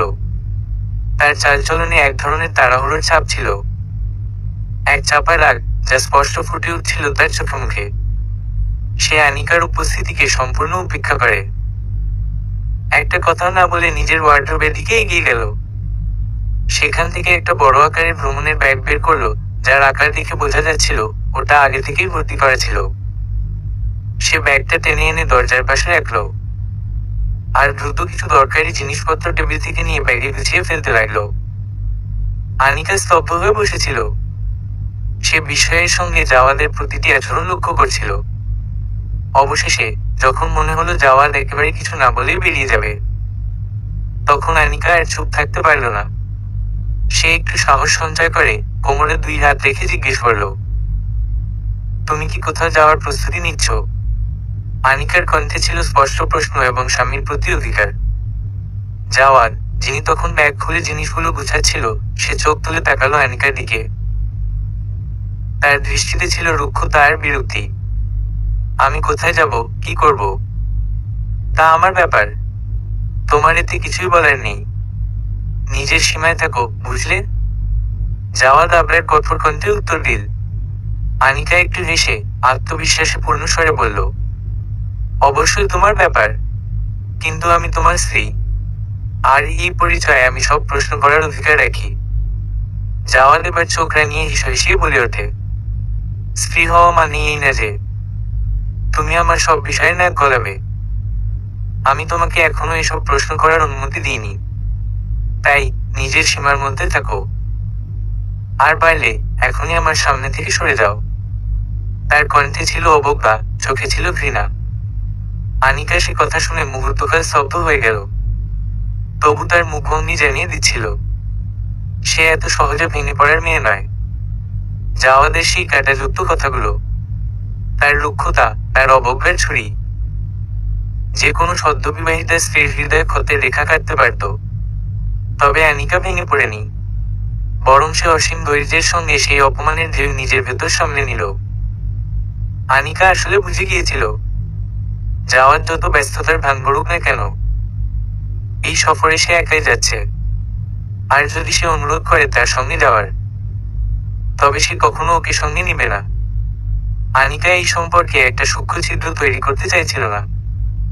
আনিকা হঠাৎ করে কিছু না ভেবে বলল না, বরং একটুখানি থেমে ঠোঁটে এক তীব্র বিদ্রুপের হাসি এনে বলল, মিস্টার জাওয়াদ, আমার একদমই কিছু যায় আসে না তুমি কোথায় যাচ্ছ। বরং যেখানেই যাও চিরদিনের মতো চলে যাও, তাহলেই আমি আনন্দিত হব। আর একটা কথা বলো তো, তোমার সেই সব বড় বড় হুমকিগুলো কোথায় গেল? তুমি তো আমার জীবন নরক বানানোর প্ল্যান করেছিলে না? কিন্তু এখন তো সেই তুমি পালিয়ে যাচ্ছ। আমাকে ভয় পাচ্ছ? আনিকার মুখে সেই তীর্যক হাসি আর কথার কাটাক্ষ জাওয়াদকে একেবারে জ্বালিয়ে দিল। সে থরথর করে কাঁপছিল রাগে। তার চোখে যেন আগুনের শিখা নাচ্ছিল। আনিকা এই মুহূর্তে একটা অদ্ভুত আনন্দ অনুভব করল, যেমনটা হয় যখন শত্রুর তলোয়ার নিজের পায়ে এসে পড়ে। জাওয়াদ এতটাই ক্ষিপ্ত হয়ে উঠেছিল যেন তখনই আনিকার গালে একটা থাপ্পড় বসিয়ে দিতে চায়। তবে জাওয়াদ এখনো সেই সীমা পার হয়নি। সে শুধু তার বিষভরা দৃষ্টি দিয়ে সতর্ক করল আনিকাকে। কিন্তু আনিকা থেমে যাওয়ার মেয়ে ছিল না। সে আবার বলল, আসলে ধন্যবাদ তোমাকে। তুমি যদি না যেতে আমি সত্যিই চিন্তায় পড়ে যেতাম। এত বড় একটা নেয়ামত বিয়ের পরে পেয়ে যাব ভাবতেই পারিনি। তোমার মতো বিষাক্ত মানুষের সঙ্গে এক ছাদের নিচে থাকা চেয়ে একলা থাকা অনেক অনেক ভালো। আহা, কি শান্তিতে থাকবো আমি। আর তুমি ফিরতে যেন তাড়াহুড়ো করো না কেমন? আনিকা ইচ্ছা করে নিজের মুখে বিশুদ্ধ সুখের ছায়া এনে এক তীব্র বিজয়ী হাসি ছুড়ে দিল জাওয়াদের দিকে। জাওয়াদ একেবারে আনিকার ফাঁদে পা দিয়ে ফেলে। আর তাই তো আনিকার মুখে সেই তৃপ্তিময় হাসি দেখে জাওয়াদ ঠিক আগুনে ঘি ঢেলে দেওয়ার মতো স্বরে বলে উঠল, একটা কথা বলো তো, এই কথাটা তোমার মাথায় কি ঢুকিয়েছে যে তুমি আমার সঙ্গে যাচ্ছ না? জাওয়াদের চোখে মুখে ছিল রাগ, কিন্তু কথার ধরন ছিল যেন এক নির্মম দয়াহীন আদেশ জিজ্ঞাসা। আনিকার তখন মনে হচ্ছিল, আহারে কত সরল। একটু খোঁচা দিতেই পুরোপুরি জালে আটকা পড়ে গেল। আনিকার খুব ইচ্ছে হচ্ছিল হেসে গড়াগড়ি খেতে, কিন্তু আনিকা জানতো হাসার মুহূর্তটা এখন নয়। তাই সে নিজের আবেগ চেপে রেখে একদম মঞ্চের মতন এক পারফেক্ট অভিনয় করলো বিষয়ের, যেন সত্যিই তার মাথার উপর বাজ পড়েছে। না না, জাওয়াদ, এ তুমি কি বলছো? তুমি তো বলেছিলে একা যাবে। আমি তো তোমার ওই সব হুমকি শুনে এমনিতেই ভয় আছি। আর তুমি যদি আমায় একা কোথায় নিয়ে যাও, তাহলে তো তুমি নির্দ্বিধায় আমার উপর অত্যাচার করবে। না না ভাই, আমি একেবারেই যাচ্ছি না। আমাকে বাঁচাও, আমি একা থাকাই ভালো। আনিকা এমন মুখ করলো যেন এখনই কেঁদে দেবে। আর জাওয়াদ যে নিজের ঠোঁট কামড়ে রাগ সামলাচ্ছিল। আনিকা একেবারে কান্নার ভান করে বলল, যেন জাওয়াদের কথায় তার সত্যিকারের ভয় লেগেছে। আনিকার এমন নাটক দেখে জাওয়াদ কটমট করে বলে উঠল, ওহে মিসেস, তোমার এই নাটক থামাও এখন। তোমার হাতে 1 ঘন্টা সময় আছে। এই বউয়ের গয়না ঝকমকে শাড়ি বদলে ফেলো আর নিজের প্যাকিং শেষ করো। তুমি যাচ্ছ আমার সঙ্গে। আমি যা বলেছি তাই চূড়ান্ত। আর একটা কথা শুনবো না, বুঝলে? জাওয়াদ এবার গলা শক্ত করে ভয় ধরানো একরকম হুকুমের সুরে বলল। কিন্তু জাওয়াদ, আমি সত্যিই যেতে চাই না। আনিকা চোখে জল এনে বলল, একেবারে ভীতু ভাব করে। জাওয়াদের বুকটা যেন একটু ঠান্ডা হলো, কারণ ওর মূল উদ্দেশ্যই ছিল ওকে কাঁদানো, ভয় দেখানো। আনিকা কিছুক্ষণ জোরাজুরি চালিয়ে গেল, তারপর পরাজিত সুরে একরকম দমে গিয়ে নিজের গাউনটা ঠিকঠাক করতে করতে ওয়ার্ড্রোবের দিকে এগোলো। সেখান থেকে একটা হালকা আরামদায়ক পোশাক বের করে ধীরে ধীরে ওয়াশরুমের দিকে যেতে লাগলো। কোথায় যাচ্ছ? জাওয়াদ হঠাৎ পেছনে থেকে জিজ্ঞেস করলো, দ্রুত পায়ে এগিয়ে এসে। এই তো জামাটা বদলাতে যাচ্ছি। আনিকা জবাব দিলে একরকম অভিমানের সুরে, একটু কষ্ট মিশিয়ে। 1 সেকেন্ড দাঁড়াও। জাওয়াদ আচমকা পেছনে ঘুরে নিজের ওয়ার্ড্রোব খুলে তাড়াহুড়ো করে নিজের জিন্স আর টি শার্ট বের করলো। তারপর দৌড়ে গিয়ে ওয়াশরুমের দরজার সামনে গিয়ে দাঁড়ালো। আনিকা দাঁড়িয়ে দাঁড়িয়ে অদ্ভুত কাণ্ড দেখে একবারে হা হয়ে গেল। কি পাগলামো করতেছে এই ছেলে! আনিকা একদিক দিয়ে ভাবছিল, এই ভারী ঝকমকে গাউন পরে হেঁটে হেঁটে একেবারে ক্লান্ত। এখন যদি না বদলায় তাহলে হয়তো জ্ঞানই হারাবে। তারপরও সে সমস্ত সহ্য শক্তি একত্র করে একটু বোকাশোকা হাসি দিয়ে জাওয়াদের ওই পাগলামিটাকে এড়িয়ে গেল। জাওয়াদ আনিকার মুখাবয়ব দেখে বেশ মজা পেল। এই মুহূর্তে সে সত্যিই বিরক্ত ছিল, আর জাওয়াদের উদ্দেশ্য তো সেটাই ছিল, আনিকাকে উত্ত্যক্ত করা, তাকে বিরক্ত করা। হাঁটো তো সামনে দিকে, আমাকে চেঞ্জ করতে হবে। আনিকা খুব নিষ্পাপভাবে নিজের রাগ সামলে বলল, না ম্যাডাম, এখন তোমার কাজ প্যাকিং করা। 8 ঘন্টার মধ্যে আমাদের বের হতে হবে। আমি এর মধ্যে ফ্রেশ হয়ে নিই, গোসলটা সেরে নিই। জাওয়াদ ঠোঁট বাঁকিয়ে বিদ্রুপ মেশানো হাসি দিয়ে ওয়াশরুমে ঢুকে দরজা জোরে ধাক্কা দিয়ে বন্ধ করে দিল। আনিকা দাঁড়িয়ে দাঁড়িয়ে নাক ফুলিয়ে রাগে একেবারে ফোঁস করে উঠল, অসভ্য বেয়াদব কোথাকার! আনিকার মনে হচ্ছিল এই ছেলেটার উপর এখনই একটা বালিশ ছুঁড়ে মারলে বোধহয় শান্তি পেত। কিন্তু এখন কিছু করার ছিল না। সে একরকম হাঁপাতে হাঁপাতে নিজের ভারী গাউন সামলে ওয়ার্ড্রোব থেকে নিজের ব্যাগটা টেনে বের করলো। সেই ব্যাগটা বিছানার ধারে এনে রাখতেই সে আলমারিতে রাখা কাপড়গুলো এক এক করে টেনে বিছানায় ছড়িয়ে দিল এবং ধীরে ধীরে সেগুলো ব্যাগে ঢোকাতে শুরু করলো। কিন্তু এই কাজটা আরাম করে হচ্ছিল না মোটেই। তারপর হঠাৎ একটা বুদ্ধি এর মাথায়। আনিকা তাড়াতাড়ি গিয়ে রুমের দরজাটা ভালো মতো লক করলো। জাওয়াদ তো ভিতরে ছিল, স্নানে ব্যস্ত। তাই নিশ্চিন্ত মনে আনিকা সেখানেই তার ঢং খুলে হালকা একটা আরামদায়ক ড্রেস পরে নিল। তারপর বেশ স্বস্তি নিয়ে একেবারে ফুরফুরে মনে প্যাকিং শেষ করতে লাগলো। প্রায় সব দরকারি জিনিস সে ব্যাগে ঢুকিয়ে ফেলেছিল তখন। জাওয়াদ যখন ওয়াশরুম থেকে বেরিয়ে এল, তখন আনিকা ব্যাগের চেইন টানছিল।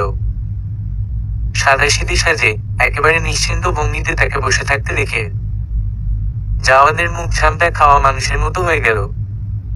মনে মনে রাগে ফুঁসলেও সে নিজেকে সামলে নিল।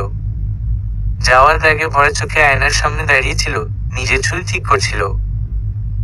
তার নজর মাঝে মাঝে বিছানায় বসে থাকা আনিকার দিকে যাচ্ছিল, যে সেখানে শান্তভাবে বসে হাতে হাতে ছড়িয়ে রাখা মেকআপ রিমুভার দিয়ে ধীরে ধীরে মেকআপ মুছে নিচ্ছিল। আনিকার মুখের এই প্রশান্তি যাওয়াদের কাছে কাটার মতো লাগছিল, কারণ তার ধারণা ছিল আনিকার উচিত ছিল এই মুহূর্তে দুঃখিত ও বিচলিত হওয়া। তবু সে কেন এত শান্ত? তাও আবার সে যখন আনিকার ইচ্ছার বিরুদ্ধে তাকে নিয়ে যাচ্ছিল। এরপর জাওয়াদ মাথা ঝাড়া দিয়ে নিজের ভাবনাকে ভুল ভেবে ঝট করে পিছনে ফিরে আনিকাকে চলার জন্য বলল। আনিকা তাড়াতাড়ি উঠে বলল, 2 মিনিট দাঁড়াও, আমি একটু মুখ ধুয়ে আসি। 10 মিনিট পরে আনিকা ধীরে ধীরে তোয়ালে দিয়ে মুখ মুছে জাওয়াদের সামনে এসে দাঁড়িয়ে বলল, এখন আমি পুরোপুরি প্রস্তুত, চলো যাই। জাওয়াদ রেগে জ্বলন্ত চোখে আনিকাকে দেখছিল। অর্ধ ঘন্টার মধ্যে যাত্রা শুরু করার কথা ছিল, কিন্তু তার বদলে 1.5 ঘন্টা কেটে গেছে এই সব অলসতায়। জাওয়াদ রাগি রাগি ভঙ্গিতে নিজের ব্যাগের হ্যান্ডেল ধরে টেনে নিয়ে বেরিয়ে গেল। আনিকা ঠিকঠাক হয়ে তার পিছু পিছু হাঁটতে লাগলো। তারা যখন ড্রয়িং রুমে পৌঁছলো তখন জাওয়াদের পা থেমে গেল। জাওয়াদের মা বাবা সেখানকার সোফায় বসেছিলেন। তারা দুজনের হাতে থাকা ব্যাগ দেখে অবাক হয়ে গেল। বেটা, এত তাড়াতাড়ি? হানিমুনে যাচ্ছ? আনিসা বেগম অবিলম্বে আশ্চর্য হয়ে জিজ্ঞেস করলেন জাওয়াদকে। বাবা, এত তাড়াতাড়ি? মধুচন্দ্রিমায় যাচ্ছ? যখনই আনিকা আর জাওয়াদের হাতে ট্রাভেল ব্যাগ দেখেন, আনিসা বেগম বিস্ময়ে বলে ওঠেন। জাওয়াদ চমকে উঠল। সে এক ঝলকে তার মা বাবার দিকে তাকালো। মায়ের কথাটা তার কল্পনার একেবারে উল্টো ছিল। জাওয়াদের একবারও মনে হয়নি সে যেটা এত বড় সিদ্ধান্ত নিয়ে করছে, মানে ঘর ছেড়ে যাওয়া, এটা কেউ হানিমুন ভেবে নেবে। তবু নিজের চিন্তা ভাবনার সময় নষ্ট না করে সে সোজা হয়ে দাঁড়ালো আর মায়ের ভুল ধারণার সংশোধন করল। হানিমুনে নয়, আমি বাড়ি ছেড়ে চলে যাচ্ছি। জাওয়াদের গলার স্বর ছিল চরম রাগে গাম্ভীর্যে ভরা। কি বলছিস এসব তুই? আনিসা বেগমের মুখ বিস্ময়ে ফাঁকা হয়ে গেল। আর তার বাবা ফয়জান সাহেব একেবারে নিঃশব্দ হতভম্ব হয়ে গেলেন। হ্যাঁ, একদম ঠিক শুনেছেন। ভালো করে শুনে রাখুন, আর আমাকে থামানোর চেষ্টা করবেন না। এই বাড়ি, এই সম্পত্তি, এই ব্যবসা সব আপনারা রাখুন, আপনাদেরই হোক সব। এখন থেকে আমার আর এইসবের সাথে কোনো সম্পর্ক নেই। জাওয়াদের কণ্ঠে একরকম ঘৃণা অতিষ্ঠ মিশেছিল, যা সম্পত্তি আর ঐশ্বর্যের প্রতি তার সব আগ্রহকে ছাই করে দিচ্ছিল। এখন সত্যিই তার কিছু চাই না, না জায়গা, না অর্থ, না ক্ষমতা। ফয়জান সাহেব স্তব্ধ হয়ে গেলেন। তাদের ছেলের এমন সিদ্ধান্ত তারা কখনো কল্পনাও করেননি। কিন্তু কেন বাবা? এই সব তো তোমার এবং তোমার ভাইয়ের জন্যই করা হয়েছে। তাহলে এখন ছেড়ে দেওয়ার কি মানে? আনিসা বেগম ব্যাকুল হয়ে জিজ্ঞেস করলেন। না আম্মা, যদি এটা সত্যিই আমার হতো তাহলে কোনোদিন এমন হুমকি আসতো না। কেউ আমাকে মনে করিয়ে দিত না যে যদি আমি আপনাদের কোনো সিদ্ধান্তের বিরুদ্ধে যাই তবে এই সব আমার থেকে কেড়ে নেওয়া হবে। জাওয়াদের চোখে রাগ, কণ্ঠে অভিমান, আর বাবার দিকে তাকিয়েছিল এক চরম অভিযোগে ভরা দৃষ্টি। আর ফয়জান সাহেব, তিনি তখনও কোনো কথা বলেননি। চুপচাপ চোখে পুরো দৃশ্য দেখছিলেন। এই নাটকটা যেন তাকে একেবারে স্তব্ধ করে দিয়েছিল। না বাবা, এসব তো তোমার ভালোর জন্যই করেছিলাম আমরা। এখন তুমি চাইলে এই মুহূর্তেই তোমার অংশটা তোমার নামে করে দেই। আনিসা বেগম ভীষণভাবে ছেলের কথায় আহত হয়ে বললেন। আমার ভালোর জন্য? ওহ মাই ফুড! আমার উপর নিজেদের ইচ্ছা চাপিয়ে দিয়ে বলছেন আমার মঙ্গলের জন্য করেছেন? আরে থাক, আপনাদের এই ভণ্ড যুক্তি নিজের কাছেই রাখুন। আমি তো বলেই দিয়েছি আপনাদের সম্পত্তি চাই না আমি। যার জন্য সবকিছু চাইছিলাম তাকেই তো আপনারা আমার নাগালের বাইরে করে দিয়েছেন। বলুন তো এবার আপনাদের এই সম্পত্তি দিয়ে আমি আচারের বয়াম ভরবো? জাওয়াদ চিৎকার করে উঠল। রাগ আর অপমানের তীব্রতা তার চোখে রক্ত লাল রেখা এনে দিয়েছে। তার হৃদয় ভাঙা, কারণ সে হৃদয়কে হারিয়েছে। আনিসা, তুমি একটু চুপ থাক। আমাকে জাওয়াদের সঙ্গে দুটো কথা বলতে দেও। ফয়জান সাহেব উঠে দাঁড়িয়ে জাওয়াদের সামনে এসে কঠোর ভঙ্গিতে বললেন।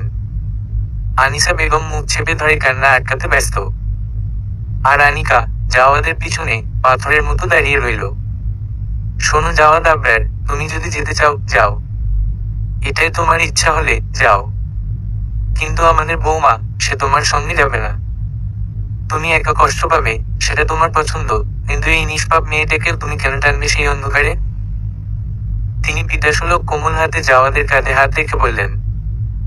জাওয়াদও তার কথায় বিন্দুমাত্র মাথা নোয়াল না, দৃঢ়ভাবে উত্তর দিল, না বাবা, সে আমার স্ত্রী, সে আমার সঙ্গে থাকবে, যেখানে আমি রাখবো সেটাই হবে তার জায়গা। ফয়জান সাহেব এবার জাওয়াদকে উপেক্ষা করে আনিকার দিকে ফিরে তাকালেন। তারা আনিকার মতামত জানতে চাইলেন, কারণ সে তাদের পুত্রবধূ, তাকে জোর করে আদেশ দিয়ে কিছু চাপিয়ে দেওয়া এটা তাদের রীতি নয়। মা, তুমি বলো তো, তুমি কি স্বেচ্ছায় এই নির্লজ্জ ছেলের সঙ্গে যাচ্ছ? ফয়জান সাহেব আনিকার কাছে স্নেহ ভরে জানতে চাইলেন। এবার সব সমস্যা কি পড়ল আনিকার ওপর। সে যদি বলে হ্যাঁ আমি নিজের ইচ্ছায় যাচ্ছি, তাহলে জাওয়াদের সামনে তার চালাকি ধরা পড়ে যাবে। আর যদি বলে না আমি যেতে চাই না, তাহলে ফয়জান সাহেব সরাসরি জাওয়াদকে। কিন্তু যাই হোক না কেন, আনিকা এখনই জাওয়াদ আবরারকে বুঝতে দিতে চায় না যে সে নিজের ইচ্ছা তার সঙ্গে যাচ্ছে। তাই সে মুখে মিথ্যে কষ্টের ছায়া এনে করুণ ভঙ্গিতে বলল, না আঙ্কেল, আমি তো জাওয়াদকে স্পষ্ট বলেছিলাম আমি যেতে চাই না। আনিকার মুখের এমন অসহায়তা দেখে জাওয়াদের ভেতরটা যেন আরাম পেয়ে গেল, একটা ঠান্ডা প্রশান্তির ঢেউ বয়ে গেল তার হৃদয়ে। ফয়জান সাহেব আনিকার কথা শুনে হাত ঝাড়তে ঝাড়তে বললেন, হ্যাঁ ঠিক আছে বাছা, এবার তো সব স্পষ্ট হয়ে গেল। এই মেয়েটা আমার নিজের মেয়ে, ওকে তুই কোথায় নিয়ে যেতে পারবি না। তুই যেদিকে যেতে চাস একলাই যা। ফয়জান সাহেবের কণ্ঠে ছিল চূড়ান্ত দৃঢ়তা, এক বিন্দু নরম নয়। বাবা, এখনো আপনি আমার উপর জোর করে কিছু চাপিয়ে দিতে পারেন না। সে আমার স্ত্রী, আর এই পরিচয়, সে থাকবে আমার সঙ্গে ঠিক যেভাবে আমি চাই। আর যদি আপনি এখন আবারও কোনো জোর জবরদস্তি করতে যান, তবে আমি এখানে দাঁড়িয়েই ওকে তালাক দিয়ে দেব। আমার মনে হয় এর চেয়ে বেশি কিছু বলার দরকার নেই আমার। জাওয়াদ আবরারের তিক্ত স্নেহশূন্য কণ্ঠস্বর পুরো ঘরে থমথমে একটা বাতাস বইয়ে দিল। সবার মুখে ছিল অভাবনীয় বিস্ময়। এতটা ভয়ঙ্কর হুমকি জাওয়াদের থেকে কেউ আশা করেনি, এমনকি আনিকা নিজেও না। এখন আর ওকে আটকানোর কোনো যুক্তি বা সাহস কারোর ছিল না। তাই তাকে যেতে দেওয়া হলো। এই রাগী দাম্ভিক লোকটির মাথায় তখন এতটাই আগুন জ্বলছিল যে সে নিজের ভাই কিংবা ভাবির কাছ থেকে বিদায় নিল না। তারা তখন গন্তব্যের দিকে ছুটে চলেছে। জাওয়াদ আবরার এখনো তার মুখের কঠোর অভিব্যক্তি অটুট রেখে স্টিয়ারিং ধরে ড্রাইভ করে চলেছে। আর আনিকা মুখ ফুলিয়ে জানালার পাশে বসে বাইরের দৃশ্যের দিকে তাকিয়েছিল চুপচাপ। তার ভিতরে আগুন জ্বলছিল। এই জাওয়াদ লোকটা তার কল্পনার থেকেও বেশি রূঢ় আর বেয়াদব। কিভাবে নির্লজ্জের মতো বলে ফেললো এখনই তালাক দিয়ে দেব, আর তার উপর আবার সম্মান করে তাকে সামনের সিটেও বসতে দিল না। এই কারণেই আনিকা মুখ ভার করে ভেতরে ভেতরে জ্বলতে জ্বলতে জাওয়াদকে মনে মনে গালাগাল করতে লাগলো। জাওয়াদ গাড়ি চালিয়ে 1 ঘন্টা পার করে ফেলেছে। এই 1 ঘন্টায় দুজনের মাঝে নিঃশব্দতা চেপে বসেছিল, যা শেষমেশ আনিকারও ছটফটে স্বরে ভেঙে গেল। আসলে সে আর কতক্ষণ চুপ থাকতে পারত? মেয়েরা তো চুপ থাকা শিখে না। আর যখন রাগ, অভিমান, ক্ষুধা সব একসাথে কাজ করে, তখন তো একেবারে অসম্ভব। জাওয়াদ, প্লিজ, কোথাও থেমে কিছু খেতে দাও না, খুব ক্ষুধা লেগেছে। আনিকা প্রায় ফিসফিস করে বলল, স্বরটা ছিল মলিন, অনুরোধ ভরা। কি, তোমার খেতে হবে? এখন মাত্র 1 ঘন্টা হয়েছে আমরা রওনা দিয়েছি, আর তাতেই তোমার পেট ছুঁচো করছে? বাড়ি থেকে খেয়ে দিয়ে আসতে পারতে না? জাওয়াদ আবরার ভ্রু কুঁচকে একেবারে বিস্ফোরিত হয়ে বলে ওঠে।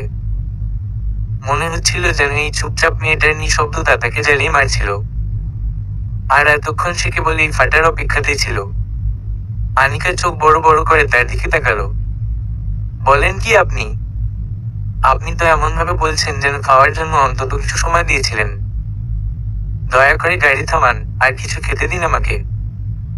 আনিকা রীতিমতো রেগে গিয়ে ঝাঁঝালো স্বরে বলল। একে তো খিদেতে পেটে ইঁদুর দৌড়াচ্ছে, তার উপর এই জাওয়াদ নামক লোকটার বেয়াবি। যাই হোক না কেন, আমি কিছু আনতে যাচ্ছি না। 6 ঘন্টার ড্রাইভ বাকি, আমি শুধু সময় মতো পৌঁছাতে চাই। তাই প্লিজ আমাকে বিরক্ত করো না, এবং এবার মুখ বন্ধ রাখো। মানে কি? আমি এই পুরোটা সময় না খেয়ে থাকবো? আনিকা গর্জে উঠল। হ্যাঁ, এটাই ধরে নাও। জাওয়াদ একেবারে নির্লিপ্তভাবে বলল। এই কথা শোনার পর আনিকা ঠোঁট চেপে চোখ ছোট করে তাকালো।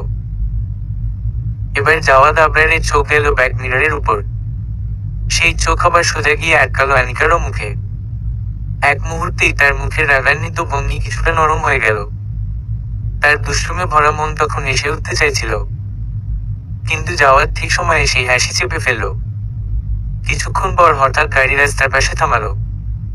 চুপচাপ বেরিয়ে গেল জাওয়াদ। আনিকা গাড়ি থেকে বের হওয়ার জন্য উঠতে না উঠতেই গাড়ি বাইরে থেকে লক করে দিল। আনিকা রীতিমতো থমকে গেল। এ কি কাণ্ড হলো? আমাকে গাড়িতে লক করে রেখে গেল। মাথা মুন্ডু কিছুই বুঝে উঠতে পারল না আনিকা। তবুও ঝগড়া না বাড়িয়ে দাঁতে দাঁত চেপে চুপ করে রইল। কিন্তু আনিকার আগের বহরা স্থির রইল না যখন, তখন সে ধপাস করে উঠে গিয়ে ফ্রন্ট সিটে বসে পড়ল। এই লোকটা যদি আমার সঙ্গে এমনটা করে, তাহলে আমিও কম কিসে। এখন যদি বলেও পেছনে যাও, শুনবো না। যা ইচ্ছে করুক, এখন আমি এখানেই বসবো। ভাবছেটা কি নিজেকে? খিদের জ্বালায় অস্থির অবস্থা। আনিকার আগে ঘেন্নায় ফুসতে ফুসতে বসে রইল। আল্লাহ জানে কোথায় গেল এই লোকটা। সেই তো বলছিল তাড়াতাড়ি পৌঁছাতে হবে, এখন নিজেই উদাও। এইসব ভাবতে ভাবতেই হঠাৎ সামনে দেখা গেল জাওয়াদকে। তার হাতে এক ব্যাগ খাবার, কোল্ড ড্রিঙ্কস। হায় আল্লাহ, সে খাবার নিতে গিয়েছিল আমার জন্য। আনিকার রাগ যেন এক লহমায় গলে জল হয়ে গেল। সে একটানা তাকিয়ে রইল জাওয়াদের দিকে, যেন তার চোখ দিয়ে ভালোবাসার মেঘ গড়িয়ে পড়ছে। জাওয়াদ কোনো শব্দ না করে গাড়িতে উঠে খাবারের ব্যাগটা আনিকার হাতে তুলে দিল। তারপর চুপচাপ গাড়ি স্টার্ট করে আবার রওনা দিল। না সে রেগে উঠল, না কিছু বলল, না কোনো প্রশ্ন করল যে সে কখন ফ্রন্ট সিটে এসে বসেছে। আনিকা মুগ্ধ হয়ে তাকালো তার দিকে। এই আচমকা বদলানো আচরণ এসে অবাকও বটে, কিন্তু এ মুহূর্তে সে কিছু বলতে চাইল না, কারণ তার পুরো মন পড়েছিল সেই চিকেন বার্গারে। তর্ক তো হবেই, তাও পড়ে। তার আগে খেয়ে একটু এনার্জি তো জোগাড় করতে হবে। পুরো মনোযোগ দিয়ে আনিকা খেতে শুরু করলো। মিনিট 5-এর মধ্যেই বড় বড় কামড়ে বার্গার শেষ করে টিস্যু দিয়ে মুখ মোছা শেষ করলো। আর ঠান্ডা কোল্ড ড্রিঙ্ক এক নিঃশ্বাসে শেষ করে হাসি মুখে বলল, থ্যাংক ইউ। একটা থ্যাংক ইউ যেন শত অনুযোগের গন্ধ মুছে দিল। জাওয়াদ আবরার তখনও নির্বিকার, তার মুখে এক ফোঁটা শব্দ নেই। ড্রাইভিং এর মাঝে মাঝে এক চোখে রিয়ার ভিউ মিররে তাকাচ্ছে, আর সে চোখ গিয়ে পড়ে আনিকার মুখে। মেয়েটা গাল ফুলিয়ে বসে আছে, মুখে স্পষ্ট অভিমান। হাতে তখনও কোল্ড ড্রিঙ্কের শেষ অংশটুকু, যা সে এক নিঃশ্বাসে খেয়ে শেষ করেছে। তারপর হালকা এক হাসি দিয়ে বলেছিল, ধন্যবাদ। কিন্তু জাওয়াদ কোনো উত্তর দিল না। আনিকা রীতিমতো ধাক্কা খেল। সাধারণ সৌজন্যতা কি থাকা উচিত নয়? আনিকা মন খারাপ করা মুখ করে জানালার বাইরের দৃশ্য দেখতে লাগলো, কিন্তু মন পড়ে রইল জাওয়াদের জবাবহীনতায়। অল্প কিছুক্ষণ পরে সে রাগে গরম হয়ে উঠে বলে উঠল, আপনি কিছু বললেন না কেন? একটা ধন্যবাদে স্বাগতম বলাটা তো খুব কঠিন কিছু নয়, তাই না? জাওয়াদ তখনও চুপ, মুখে বিন্দুমাত্র অভিব্যক্তি নেই। সে যেন ইচ্ছা করেই কথা না বলে তার ধৈর্য পরীক্ষা নিচ্ছে। এবার আনিকা আর সহ্য করতে পারল না। আনিকা রীতিমতো ফুঁসে উঠল, আপনার মুখে দই জমে গেছে নাকি? নাকি কথার তামা শুকিয়ে গেছে? সত্যিই আপনি একটা উদ্ভট মানুষ। শুধু আদেশ করতে জানেন, বিনিময়ে কিছু দেওয়ার মানে বোঝেন না। এই কথাগুলো বলেই আনিকার আগে ফুঁসতে লাগলো। চোখে জল জমে উঠেছে রাগে, অভিমানে আর একরাশ ক্ষোভে।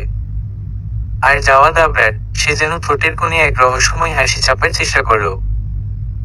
আনিকার এই বকবকানি, তার রাগ, তার চোখে জমে ওঠা জল, সবকিছু সে নীরবে উপভোগ করছিল। সে কিছু বলল না, শুধু গাড়ির স্পিড একটু বাড়িয়ে দিল। আর চোখ নামিয়ে অ্যানিকার দিকে এক ঝলক তাকালো। তার চোখে তখন একরাশ প্রশ্রয়, কিন্তু ঠোঁটে এখনো কোনো কথা নেই। জাওয়াদের এই অদ্ভুত চুপচাপ আচরণে অ্যানিকা ভীষণ অস্বস্তিতে পড়ে গেল। জাওয়াদ চুপ করে থাকলেও তার চোখ যেন প্রতিটি মুহূর্তে অ্যানিকাকে তীক্ষ্ণভাবে পর্যবেক্ষণ করছিল। আর সেই চোখে ছিল একরাশ সংশয়। জাওয়াদ হঠাৎই বলে উঠল আগুন ধরা কণ্ঠে, আমি জবাব দেই বা না দেই সেটা আমার ইচ্ছা। তোমার দাসখত লিখে দিইনি যে সবসময় তোমার কথার জবাব দিতে হবে। আর শোনো, একটু নিজের সীমার মধ্যে থেকো, কথাবার্তায় ভদ্রতা শিখো। আনিকা জাওয়াদের এই হঠাৎ বিস্ফোরণে বিন্দুমাত্র ভীত না হয় একটা চাপা হাসি চেপে রেখে হালকা ব্যঙ্গের সুরে বলল, আরে মহাশয়, জীবনে একটিবার অন্তত তাপমাত্রা কমে নামুন, সর্বদা তপ্ত দাওয়ায় ভেজা মাছের মতো মুখ নিয়ে থাকেন। এই গরম গরম কথাবার্তা কিন্তু শরীরের পক্ষে ভালো নয়। একটু শীতল হতে শিখুন, ঠান্ডা জল খান, দরকারে বসুন্ধরার ঠান্ডা প্যাক লাগিয়ে নিন। আনিকার এমন কথার ধরনে জাওয়াদ থমকে গিয়ে ওর দিকে তাকিয়ে রইল। একবারের জন্য মনে হলো সে প্রতিবাদ করবে, কিন্তু পর মুহূর্তে সে বুঝে গেল আনিকার সঙ্গে তর্ক মানে নিজের রক্তচাপ বাড়িয়ে নেওয়া। জাওয়াদ চুপ করে গেল। আনিকা এবার কোমল স্বরে বলল, আচ্ছা বলো তো, এইভাবে একদম বোবা হয়ে থাকলে এত লম্বা পথ কিভাবে কেটে যাবে বলো? কিছু বলছো না? কিচ্ছু না, এটা কি ঠিক? কিন্তু জাওয়াদ তখন আনিকার কথা না শুনে ভ্রু কুঁচকে নিজের মনের একরাশ ঝড় ফুলতে ব্যস্ত। জাওয়াদ ভাবছিল, ও তো বাড়ির সবার সামনে আব্বুকে বলেছিল ও আমার সঙ্গে যেতে চায় না, কিন্তু এখন ওর চেহারায় তো কোনো জোর জবরদস্তির ছাপই নেই, বরং খুব আরাম করে বসে আছে। না জানি এই ডাইনি আবার আমাকে বোকা বানাচ্ছে কিনা। এইসব ভেবে জাওয়াদের মুখে এক অদ্ভুত সন্দেহের ছায়া পড়ে গেল, যা দেখে আনিকার বুকের ভেতর কেমন একটা সংঘার ঢেউ বয়ে গেল। আনিকা কিছু একটা আন্দাজ করেই সরাসরি প্রশ্ন করে ফেলল, এই যে, এভাবে হা করে তাকিয়ে আছো কেন? চোখ দিয়ে গিলে ফেলবে নাকি আমায়? ঠিক তখনই জাওয়াদ হঠাৎ গাড়ি একপাশে পার্ক করে ফেলল। একটা দীর্ঘ নিঃশ্বাস টেনে নিয়ে নিজেকে শান্ত করার ব্যর্থ চেষ্টা করল। তারপর ধীরে ধীরে আনিকার দিকে মুখ ফেরাল, চোখে সেই পুরনো বিখ্যাত ধমক দেওয়া ভঙ্গি। আর আনিকা বুঝে গেল ঝড় আসতে চলেছে। জাওয়াদের চোখ ঝলসে উঠল, সে গর্জে উঠল, তুমি নিজেকে কি মনে করো? অতীব বুদ্ধিমতী? নিজে খেলো খেল, আর কাউকে কিছু টেরও পেতে দাও না? তুমি আমাকে বোকা বানানোর চেষ্টা করছো? তুমি নিজের ইচ্ছে দিয়ে এসেছো আমার সঙ্গে, তাই না? জাওয়াদের কড়া কণ্ঠে জিজ্ঞাসাবাদে আনিকা মনোবল হারায়নি এক মুহূর্তের জন্য। সে নাক কুঁচকিয়ে বলল, জাওয়াদ, এসব কথা তুমি শান্তভাবে বলতেই পারতে। আর জানো তো, আমি তোমাকে বোকা বানানোর চেষ্টা করিনি। তুমি তো এতদিন ধরে নিজেই নিজের বোকামির সঙ্গী।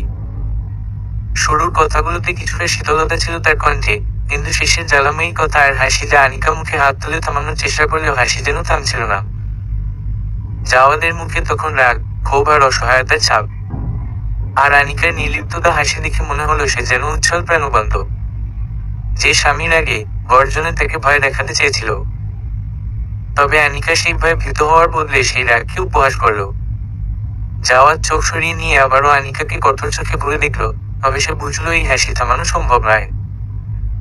জাওয়াদের রাগ চূড়ান্ত আকার নিল। আনিকা, হাসি বন্ধ করো, না হলে খুব খারাপ হবে কিন্তু। জাওয়াদ চিৎকার করে বলে ওঠে। কিন্তু আনিকার ঠোঁটে সেই ঠাট্টা ও অবাক হাসি অব্যাহত ছিল।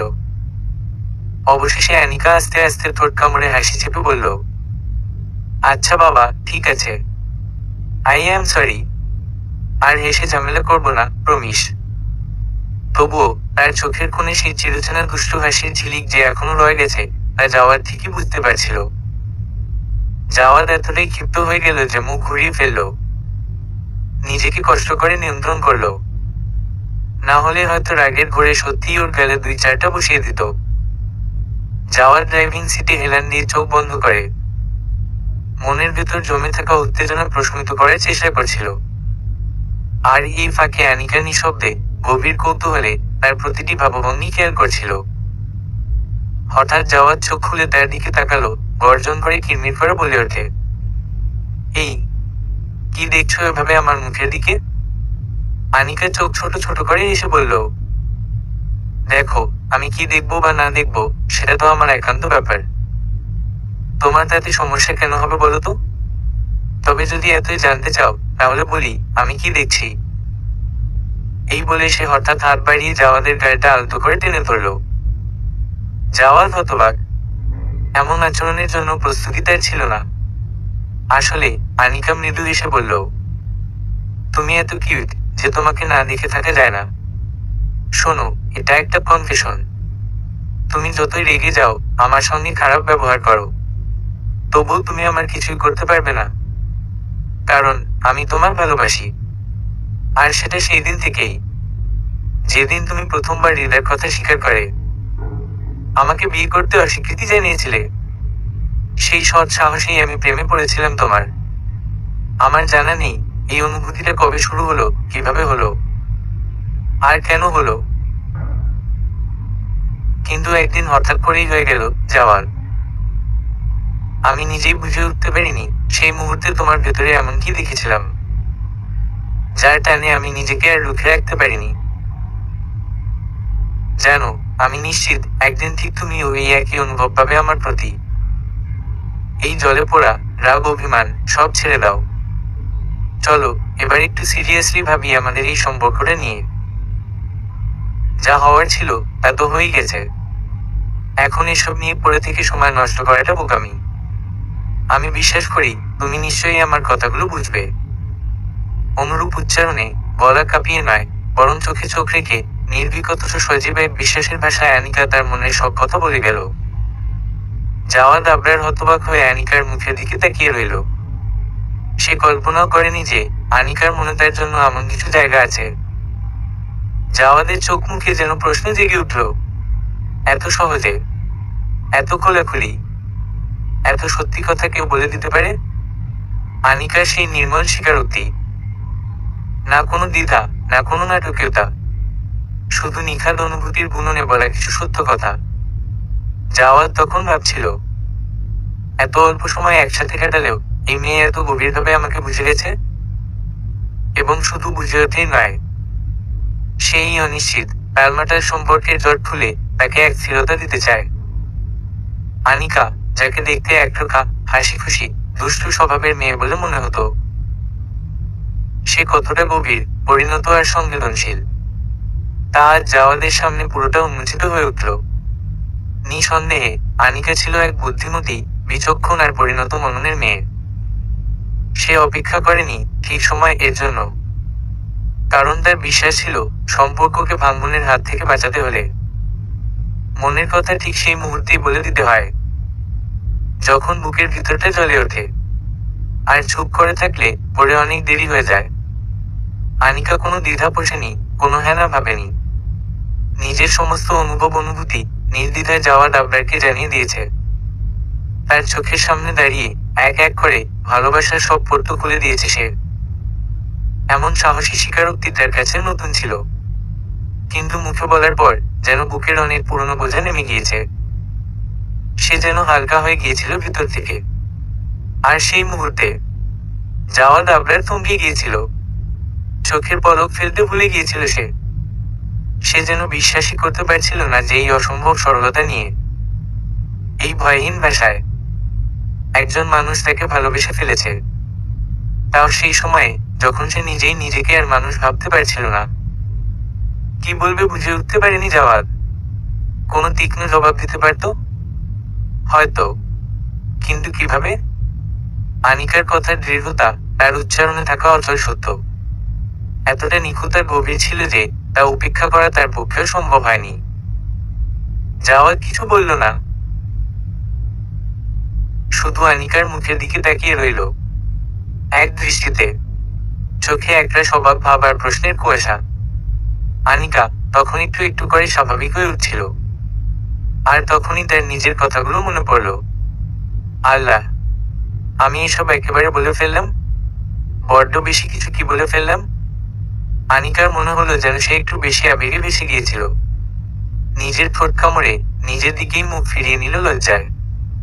আনিকার বুকের ভিতর যেন ডাকের শব্দ বাজছিল, হৃৎপিণ্ডের প্রতিটি ধাক্কা যেন ভেতরের সংকোচন, লজ্জা আর অপরাধবোধের স্পন্দন তুলে দিচ্ছিল। হায় আল্লাহ, আমি কি করে বললাম সবকিছু? কিভাবে এমন নির্লজ্জের মতো চোখে চোখ রেখে এত কথা বলে ফেললাম? ও এখন কি ভাবছে আমার ব্যাপারে? কতটা ড্যাম কেয়ার আমি! হায় আল্লাহ, এখন ওর চোখের দিকে তাকাব কি করে? নিজের মনে অনুতপ্ত হয়ে নরম সুরে নিজের মনে এসে ঝাঁপিয়ে পড়ল। কিন্তু অল্প সময়েই সেই অনুতাপ কোথা থেকে যেন সাহসের রূপ নিয়েছিল। কি হয়েছে? বলেছি তো নিজের সত্যিটা। ভুল তো কিছু বলিনি। ভালোবাসা লুকিয়ে রাখলে সেটা তো মরেই যায়। আর আমি মরতে দিইনি, আমি তাকে জানিয়ে দিয়েছি যে আমি তাকে অনুভব করি। নিজেকে কিছুটা বোঝাতে বোঝাতে আনিকা নিজেকে সোজা করে বসলো, মাথা তুলে জাওয়াদের চোখের দিকে তাকাতে চেষ্টা করলো। যদিও হৃদয়টা তখনও বুকের খাঁচা ফুঁড়ে বেরিয়ে আসতে চাইছিল। আর জাওয়াদ, সে যেন স্তব্ধ। সে চোখের পলক ফেলেনি অনেকক্ষণ ধরে। তার দৃষ্টি যেন আটকে আছে সেই মেয়েটির চোখে, যাকে সে কয়েকদিন আগে নিছক ঝামেলা ভাবত। আনিকা এবার শান্ত স্বরে বলল, এমন করে তাকিয়ে আছো কেন? আর কতক্ষণ দাঁড়িয়ে থাকবে? চলো, ফিরতে হবে না আমাদের? উফ অফ! সেই কণ্ঠের কোমলতা, সে যদি প্রেমের আভাস হতো, তবে যাওয়ার নিশ্চিত প্রেমে পড়েই যেত। কিন্তু না, এই মুহূর্তে সে পড়েনি। সে ডরে গিয়েছিল। আনিকার স্পষ্ট ভাষা, সরল অনুভব, সাহস তাকে কাঁপিয়ে দিয়েছিল। জাওয়াদ জানত, এই মেয়ে যদি তার জীবনে থেকে যায়, তবে একদিন না একদিন তাকে ভালোবেসেই ফেলবে। আর সে নিজেও হয়তো সেই ভালোবাসা থেকে পালাতে পারবে না। সে জানত, আনিকা ভেতরে ভেতরে তার হৃদয়ের গভীরে পৌঁছে যেতে চাইছে। আর সে এখনো হৃদয়কে ভুলতে পারেনি। তাই হঠাৎ করেই যাওয়ার গাড়ি ঘুরিয়ে নিল। অনেকটা পথ চলে এসেছিল তারা, কিন্তু সে যেন সেই পথ আবার উল্টে যেতে চাইল। আনিকা প্রথমে বুঝে উঠতে পারল না, কিন্তু জাওয়াদের চোখে সে স্পষ্ট দেখতে পেল ভয়। না, কোনো রাগ নয়, কোন অবজ্ঞা নয়, বরং ভয়। নিজের অনুভূতি থেকে পালানোর ভয়, হৃদয়ের স্মৃতি মুছে যাওয়ার ভয়, আনিকার চোখে ডুবে যাওয়ার ভয়। তাই সে ফেরার পথ ধরল, কারণ তার মনে হচ্ছিল, এই মেয়েটা যদি আর 1 মিনিট তার কাছে থাকে, তবে সে ভেঙে পড়বে, হার মানবে, ভালোবেসে ফেলবে তাকে। কতটা জটিল ছিল সেই মুহূর্তটা! নিজেকে হারানোর আশঙ্কা, হৃদয়ের স্মৃতি থেকে সরে আসার ভয়, আর সেই মেয়েটির চোখে নিজের প্রতিচ্ছবি দেখে ফেলবার আতঙ্ক। সব মিলিয়ে জাওয়াদের ভেতরটা এক ধরনের অদৃশ্য ঘূর্ণিতে ঘুরপাক খাচ্ছিল। তাই সে এক মুহূর্তে গাড়ির স্টিয়ারিং ঘুরিয়ে দিল, একেবারে উল্টো পথে। আনিকা তখন জানলার বাইরে তাকিয়েছিল। হঠাৎ স্পিডের পরিবর্তনে তার গা হেলে পড়ল সামান্য, আর ঠিক তখনই সে প্রশ্ন করল, এই যে গাড়ি ঘোরালে কেন? যাওয়ার চোখে তখন কোনো তাপমাত্রা না রেখেই বলল, তোমাকে বাসায় নামিয়ে রেখে আমি একাই যাব। জাওয়াদের জবাবে আনিকা কপাল কুঁচকে নিল, চোখ বড় বড় করে প্রশ্ন ছুড়ল, কেন? হঠাৎ কি হলো? জাওয়াদ এবার কিছুটা বিরক্তির কণ্ঠে বলল, অনেক প্রশ্ন করো তুমি, একটু চুপ থাকতে পারো না? আনিকার চোখে তখন পাতলা এক চাহনি, চোখে নিঃশব্দে যেন একটা হালকা হাসি খেলে গেল। সে বলল, তুমি ভয় পাচ্ছ তাই না? আমার থেকে পালাতে চাচ্ছ? এই কথাটাই যেন আগুনে ঘি ঢালার মতো ছিল। জাওয়াদ ফুঁসে উঠল, শাট আপ, আনিকা। সবসময় এমন বেহুলো কথা বলো কিভাবে? একটু ক্লান্ত হও নাকি? এখন আর একটা কথা না, একদম চুপ। জাওয়াদের চোখে একটা স্বস্তি, তার কণ্ঠে একরকম অসহায়তা, নিজেকে আড়াল করার ব্যর্থ চেষ্টা। আসলে যে প্রতিক্রিয়াটা হওয়া উচিত ছিল আনিকার, অভিমান, লজ্জা, চুপচাপ সরে যাওয়া, তা সব উল্টো হয়ে গেল। কারণ সে তো ছিল একটু পাগলি, একটু দুষ্টু মিষ্টি রাজকন্যা, সাহসী আর একেবারেই ডরহীন। আনিকা একটা দীর্ঘশ্বাস ছেড়ে জাওয়াদের মুখের দিকে নির্ভয় তাকিয়ে রইল। এই জাওয়াদ, আনিকার ভেতরের গুনগুনে গলা নিঃশব্দে ফিসফিস করল মনে মনে, তুমি যদি ভেবে থাকো আমাকে ফিরিয়ে দিয়ে তুমি এই রাস্তাটা থেকে ফিরে যাবে, তবে তুমি ভুল করছো। কারণ আমি শুধু তোমার গাড়িতে উঠিনি, তোমার জীবনের সাথে জুড়ে গেছি। তবে এখন আনিকার কিছুটা অনুশোচনা হচ্ছিল। হয়তো একটু তাড়াহুড়ো করে ফেলেছে আজ। হয়তো তার অনুভূতিগুলোকে এমন খোলা আকাশে ছেড়ে দেওয়া ঠিক হয়নি। কিন্তু যা হওয়ার ছিল তা তো হয়ে গেছে। এখন সে যাওয়ারকে ঝাঁকি দিয়ে সব ভুলিয়ে ফেলতে পারবে না। তাই আপাতত আনিকার নিজের অনুতাপকে, নিজের কৌতূহলকে, নিজের মনের ঢেউগুলোকে একটি নিঃশব্দ জাহাজে তুলে একটা চুপচাপ ঘাটে বাধা দিয়ে দিল। আর কোনো কথা না বলে গাড়ির জানালার পাশে মাথা হেলিয়ে বসে থাকলো। চোখে ছিল এক ধরনের আত্মসমর্পণ, যার নাম ছিল সম্ভ্রম। রাত তখন প্রায় 12টা। পুরো বাড়িটা যেন নিথর নিস্তব্ধতায় ঘেরা। শুধু প্রবেশপথের বুড়ো ওয়াচম্যান ঘুম ভাঙা চোখে তাদের গাড়ি ঢুকতে দেখে হালকা নাড়া খায়। বাকি সারা বাড়ি ঘুমের চাদরে ঢাকা। কেউ জানতেই পারল না যে এই রাতের নীরবতায় দুজন মানুষ তাদের সেসব না বলা কথাগুলোর ভার নিয়ে ফিরে এসেছে। জাওয়াদ আর আনিকা দুজনেই নিজের নিজের লাগেজ গাড়িতে রেখে দিল।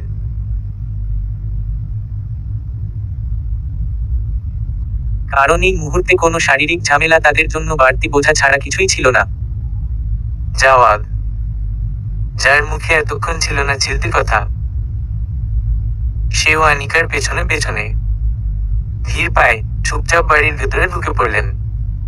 শরীর তো ছিলই ক্লান্ত, কিন্তু আসল ক্লান্তি ছিল মনের গভীরে।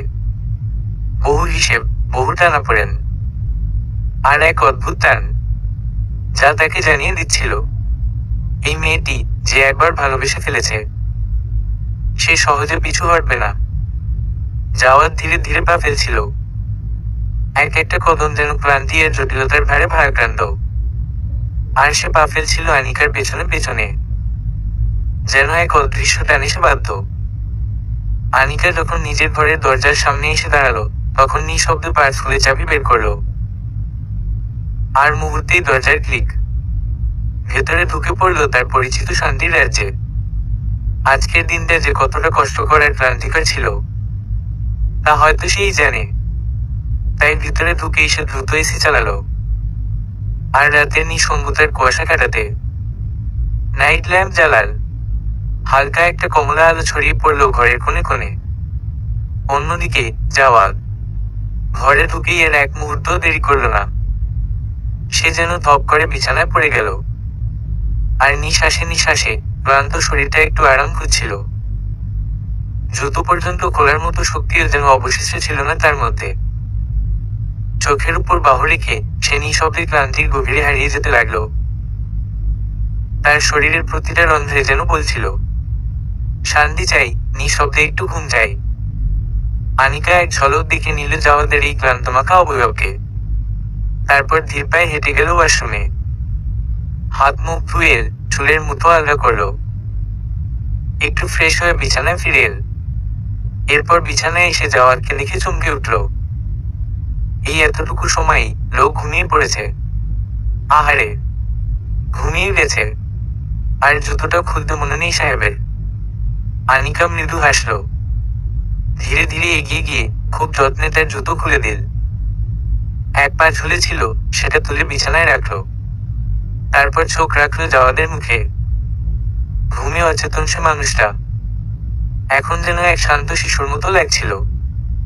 তার চোখে মুখে কোন জেদের রেখা ছিল না, ছিল কেবল ক্লান্ত ভালোবাসার ঘন ছায়া। আনিকা তার পাশে এসে শুয়ে পড়ল, কিন্তু সে পারছিল না ঘুমোতে। কারণ আনিকা জানে সকালে জাওয়াদ চলে যাবে। কবে ফিরবে এ জানে নাকি আর ফিরবেই না, এই ভাবনাটাই আনিকার ঘুম কেড়ে নিচ্ছিল। সে বারবার ঘুমের পজিশন পাল্টাচ্ছিল, বারবার পাশ ফিরে তাকাচ্ছিল জাওয়াদের দিকে, এক অসহায় আকুতি নিয়ে। কিছুক্ষণ এভাবে কেটেই গেল। তারপর হঠাৎই যেন মনে হলো, না, এমন অবস্থায় ঘুমালে তো শান্তি আসবে না। আনিকা উঠে পড়ল, ধীরে ধীরে গিয়ে অজু করল। শান্ত গম্ভীর রাতে জীবনের জটিলতা ভুলে সে সেজদায় মাথা রাখল। একটা নিঃশব্দ আরতি নিয়ে হে আল্লাহ, যদি এ মানুষটি আমার নিয়তি হয়ে থাকে, তবে ওর হৃদয়ে আমার জন্য একটু নমনীয়তা দিন। আমার ভালোবাসাকে এতটুকু ঠাঁই দিন। আনিকা নিজের হাতের তালু জোড়া করে ধূপ চোখ বন্ধ করে বসেছিল সিজদার মাটিতে। তার সামনেই ছিল বিছানো এক টুকরো শান্তির কাপড়, জায়নামাজ। আর তার ঠোঁট নিঃশব্দে কাঁপছিল। কিন্তু সেই কাঁপন ছিল এমন এক আকুলতার, যার প্রতিধ্বনি আকাশের গহীনে উঠছিল। আল্লাহ, দয়া করে যেমন করেই হোক জাওয়াদকে থামিয়ে দিন। এমনিতেও তো ওকে নিয়ে আমার কোনো অভিযোগ নেই। কিন্তু এই জেদি লোকটা, আমি চাই না ও দূরে চলে যাক। আমি ওর কাছেই থাকতে চাই। আর কিছু না, শুধু কটা দিন। তারপর দেখবেন আমি কিভাবে ওর মনে জায়গা করে নিই। কিন্তু আল্লাহ, আপনি আমাকে সাহায্য করুন। আপনি তো জানেন আমি কত কিউটের আদরে। আর আপনি তো আপনার আদরের বান্দাদের কথা শুনে থাকেন। তাই আজ আমার কথাটা শুনেন প্লিজ। আনিকা এইভাবেই শিশুসুলভ ভাষায় গভীর অনুভূতির সঙ্গে আল্লাহর কাছে মিনতি জানাতে লাগলো। তার মনের অবস্থা যেন ছোটবেলার কোন কান্নাকাটি করা মেয়ের মতো ছিল। একটা খেলনা ফিরে পাওয়ার তীব্র আকাঙ্ক্ষা। অনেকক্ষণ পর আনিকা হাত নামাল, নিঃশ্বাস ছেড়ে বিছানায় এসে শুয়ে পড়ল। মনটা কিছুটা হালকা লাগছিল, যেন আল্লাহ শুনে ফেলেছেন তার মোনাজাত। একটা অদৃশ্য শান্তি মেখেছিল তার মুখে। আর তার চোখে ছিল একটু প্রশ্রয়, একটু আশা। সকাল সকালটা ছিল একটু ভিন্ন। আজ প্রথম জেগে উঠেছিল আনিকা। অথচ সাধারণত জাওয়াদি আগে উঠে। আনিকা ফ্রেশ হয়ে ঘর থেকে বের হলো আর সোজা চলে গেল রান্নাঘরের দিকে। ঠিক যেমনটা সে ভাবছিল, ঠিক তেমনটাই ঘটল। রান্নাঘরে আগে থেকেই ছিলেন তার শাশুড়ি আনিসা বেগম এবং তার বড় ভাবি। তারা দুজনেই জানালার ফাঁক দিয়ে রাতে দেখে ফেলেছিলেন জাওয়াদের গাড়ি আবার ফিরে এসেছে। তাই এখন আনিকাকে দেখে তেমন বিস্মিত হলেন না। ফারিহা তার হাতের ডিম ফাটাতে ফাটাতে হাসি মুখে জিজ্ঞেস করলেন, কি রে আনিকা, কিছু লাগবে? নাস্তা করে দেই? আনিকা ভাবির কথায় সামান্য হেসে ডাইনিং টেবিলে চেয়ার টেনে বসে বলল, না ভাবি, কিছু লাগবে না, আমি এমনি এসেছি। আনিসা বেগম তখন টেবিলে প্লেট সাজাতে ব্যস্ত ছিলেন। আনিকা বসতেই উনি তার পাশে চেয়ার টেনে বসে পড়লেন। তিনি এক ঝলক তার পুত্রবধূর মুখের দিকে তাকালেন। আনিকাকে কিছুটা গম্ভীর ও দ্বিধাগ্রস্ত লাগছিল। ঠিক যেন কিছু একটা বলতে চাইছে, কিন্তু মুখ ফুটে বলছে না। আনিসা বেগমের কণ্ঠে ছিল স্নেহের ছায়া। কি ব্যাপার মা, কিছু বলবি? তোর মুখটা কেমন যেন লাগছে আজ। এমন মনে হচ্ছে তুই কিছু নিয়ে চিন্তায় আছিস। আর ওই গর্ধবটা তো কাল মূর্খের মতো কথা বলে তোকে নিয়ে গিয়েছিল, তারপর এমন হুট করে আবার ফিরে এল। সব ঠিক আছে তো মা? কিচ্ছু ভাবিস না, আমার সাথে খোলামেলা কথা বল। আমি তোর মা যেমন তেমন বন্ধু। আরে আন্টি,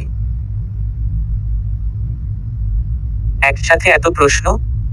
আনিকা চোখ বড় করে দুই হাতে গালে চেপে ধরল, যেন সত্যিই সে অবাক হয়ে গেছে। নাটক বাদ দাও মেয়ে, যা জিজ্ঞেস করলাম সেটা ঠিক করে বলো। আনিসা বেগমও হেসে ভান করার আগের ভঙ্গিতে বললেন, আসলে আন্টি। আনিকা এবার একটু গম্ভীর হয়ে গিয়ে বলতে লাগলো, গতকাল আমি নিজে থেকে ওর যাওয়ার সাথে যেতে চেয়েছিলাম। কিন্তু আমি জানতাম যদি আমি আগেই বলে দিতাম তাহলে ও কখনো নিয়ে যেত না। তাই আমি চুপ করেছিলাম। কিন্তু ওর পরে সন্দেহ জেগে উঠল। আর মাঝ রাস্তায় ও বুঝে গেল আমি ওকে বোকা বানিয়ে নিজেই ওর সাথে যাচ্ছি। ব্যাস, সে রেগে আগুন হয়ে গেল। আর আপনি তো জানেনই ওর রাগ কেমন। একটু সময় নষ্ট না করে আমাকে তুলে আবার বাড়ি ফেরত নিয়ে এলো। বলতে বলতেই আনিকা মুখটা ফোলাল, একেবারে অপমানিত রাজকুমারীর মতো মুখভঙ্গি করে। ফারিহা ভাবি তখন পাশ থেকে মুখ চাপা দিয়ে হাসছিলেন। এই মেয়েটার সরলতায়, খোলামেলা কথায় আর সাহসী স্বীকারোক্তিতে যেন মুগ্ধ হয়ে গেল। বিয়ের মাত্র দ্বিতীয় দিনেই একজন নতুন বউ যদি এইভাবে শাশুড়ির কাছে নিজের অনুভবগুলো প্রকাশ করে, তাহলে বুঝতেই হবে মেয়েটি কেমন প্রাণখোলা, ভরসাযোগ্য আর সত্যিকারের আপন। তো ব্যাপারটাই। আনিসা বেগম কিছুটা চিন্তিত স্বরে বললেন। কিন্তু তার আগেই আনিকা আবার গলা উঁচু করে বাড়ছিল বলল, না না আন্টি, ব্যাপার শুধু এতটুকু না। আসল সমস্যা তো এখনো বলাই হয়নি। ও আবার সকাল হতেই বেরিয়ে পড়বে। এভাবে পরিবার থেকে কেটে কেটে চলা আমি একদম পছন্দ করি না। আমি চাই ও এখানে থাকুক। আর আপনার সাহায্য ছাড়া এটা সম্ভব নয়। প্লিজ, আন্টি, আপনি কিছু একটা করুন। ও উঠে পড়ার আগেই ওকে আটকে দেন। আপনি জানেন তো, ও একবার যা ঠিক করে ফেলে তারপর আর কারো কথা শুনে না। আনিকার আকুতিটার কথায় আনিসা বেগম এবার দীর্ঘশ্বাস ফেলে বলে, কিন্তু মা, আমরা কিভাবে ওকে বাধা দেব? তুই নিজেই তো দেখেছিস কাল ও কি অবস্থা করেছিল। এখন যদি আবার আমি বা তোর ভাবি কিছু বলি, তাহলে ও উল্টো রেগে গিয়ে আরো খারাপ কিছু করে বসবে। বাস্তবিক কি, তারা কিভাবে আটকে রাখতে পারেন সেই ছেলেটাকে? এখনো তো গতকাল সে যা যা কাণ্ড করে গিয়েছিল তা সবার চোখের সামনে স্পষ্ট। অনেকক্ষণ চুপ থেকে চোখে চিন্তার এক গভীর ছায়া নিয়ে বসেছিলেন আনিসা বেগম। ঠিক সেই সময় দোতলার বারান্দা ঘুরে ডাইনিং স্পেসে প্রবেশ করলেন ফয়জান সাহেব আর তার বড় ছেলে। সালাম জানিয়ে ডাইনিং চেয়ার টেনে বসলেন দুজনেই। আনিসা বেগম ছোট করে পুরো ঘটনাটা তাদেরও শোনালেন। আনিকা ইতিমধ্যে টেবিলের এক কোণে বসে গিয়েছিল। ফারিহা তখন গরম পরোটা আর ডিমের ঝুড়ি পরিবেশন করতে করতে নীরবে সব শুনছিল। সব শুনে ফয়জান সাহেব অদ্ভুত এক স্নেহময় ভঙ্গিতে আনিকাকে লক্ষ্য করে বললেন, মা, যেতে দাও ওই বোকা নিকম্মা ছেলেটাকে। কয়েকদিন একা একা থাকবে, বুঝবে কতটা ভুল করেছে, ঠিক ফিরে আসবে দৌড়ে। ততদিন একটু ধৈর্য ধরো মা। এই বলে তিনি চুপচাপ নাস্তার দিকে মন দিলেন। কিন্তু আনিকার মুখ কাচুমাচু। এমন ধৈর্যের পরামর্শ তো সে চায়নি। আর সবচেয়ে খারাপ লেগেছে ফয়জান সাহেব তার স্বামীকে মানে যাওয়ারকে বোকার হতো নিকম্মা বললেন। আনিকা ঠোঁট বাঁকিয়ে বলল, আঙ্কেল, এই কথা আপনি বললেন কিভাবে? একটা সময় তো আপনার ছেলে ছোট ছিল, এখন তো সে প্রাপ্তবয়স্ক। তাকে আপনি এখনো নিকম্মা বলছেন? ঠিক আছে, সে কিছুটা বোকা, কিন্তু তাই বলে আপনি বললে সেটা কেমন শোনায়? আনিকার এমন প্রতিবক্ত কথায় সবার মুখে হাসির রোল পড়ে গেল। ফয়জান সাহেবও হেসে উঠলেন। আচ্ছা বাবা, তোর মুখের দিকে তাকিয়ে কথা দিলাম, আর বলবো না। এরপর হঠাৎই সিরিয়াস হয়ে উঠলেন তিনি। কিন্তু মা, ও খুব একগুঁয়ে। যদি একবার ঠিক করে ফেলে যে যাবে, তাহলে কারো কথায় থাকবে না। আনিকা এবার ধৈর্যের বাঁধ ভেঙে এক নিঃশ্বাসে বলে ফেলল, আঙ্কেল, ও এমন একগুঁয়ে নয়। আপনারা চাইলেই তাকে বোঝাতে পারবেন। শুধু বুঝতে হবে ওর অভিমানটা কোথায়। ও তো হৃদয়ের সঙ্গে বছরের পর বছর ভবিষ্যৎ গড়ে তুলেছিল।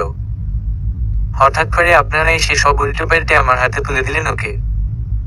আপনারাই বলুন, এমন পরিস্থিতিতে ওর কষ্টটুকু তো স্বাভাবিক, তাই না? ঘর জুড়ে আবারও এক মুহূর্তের জন্য নিস্তব্ধতা নেমে এল।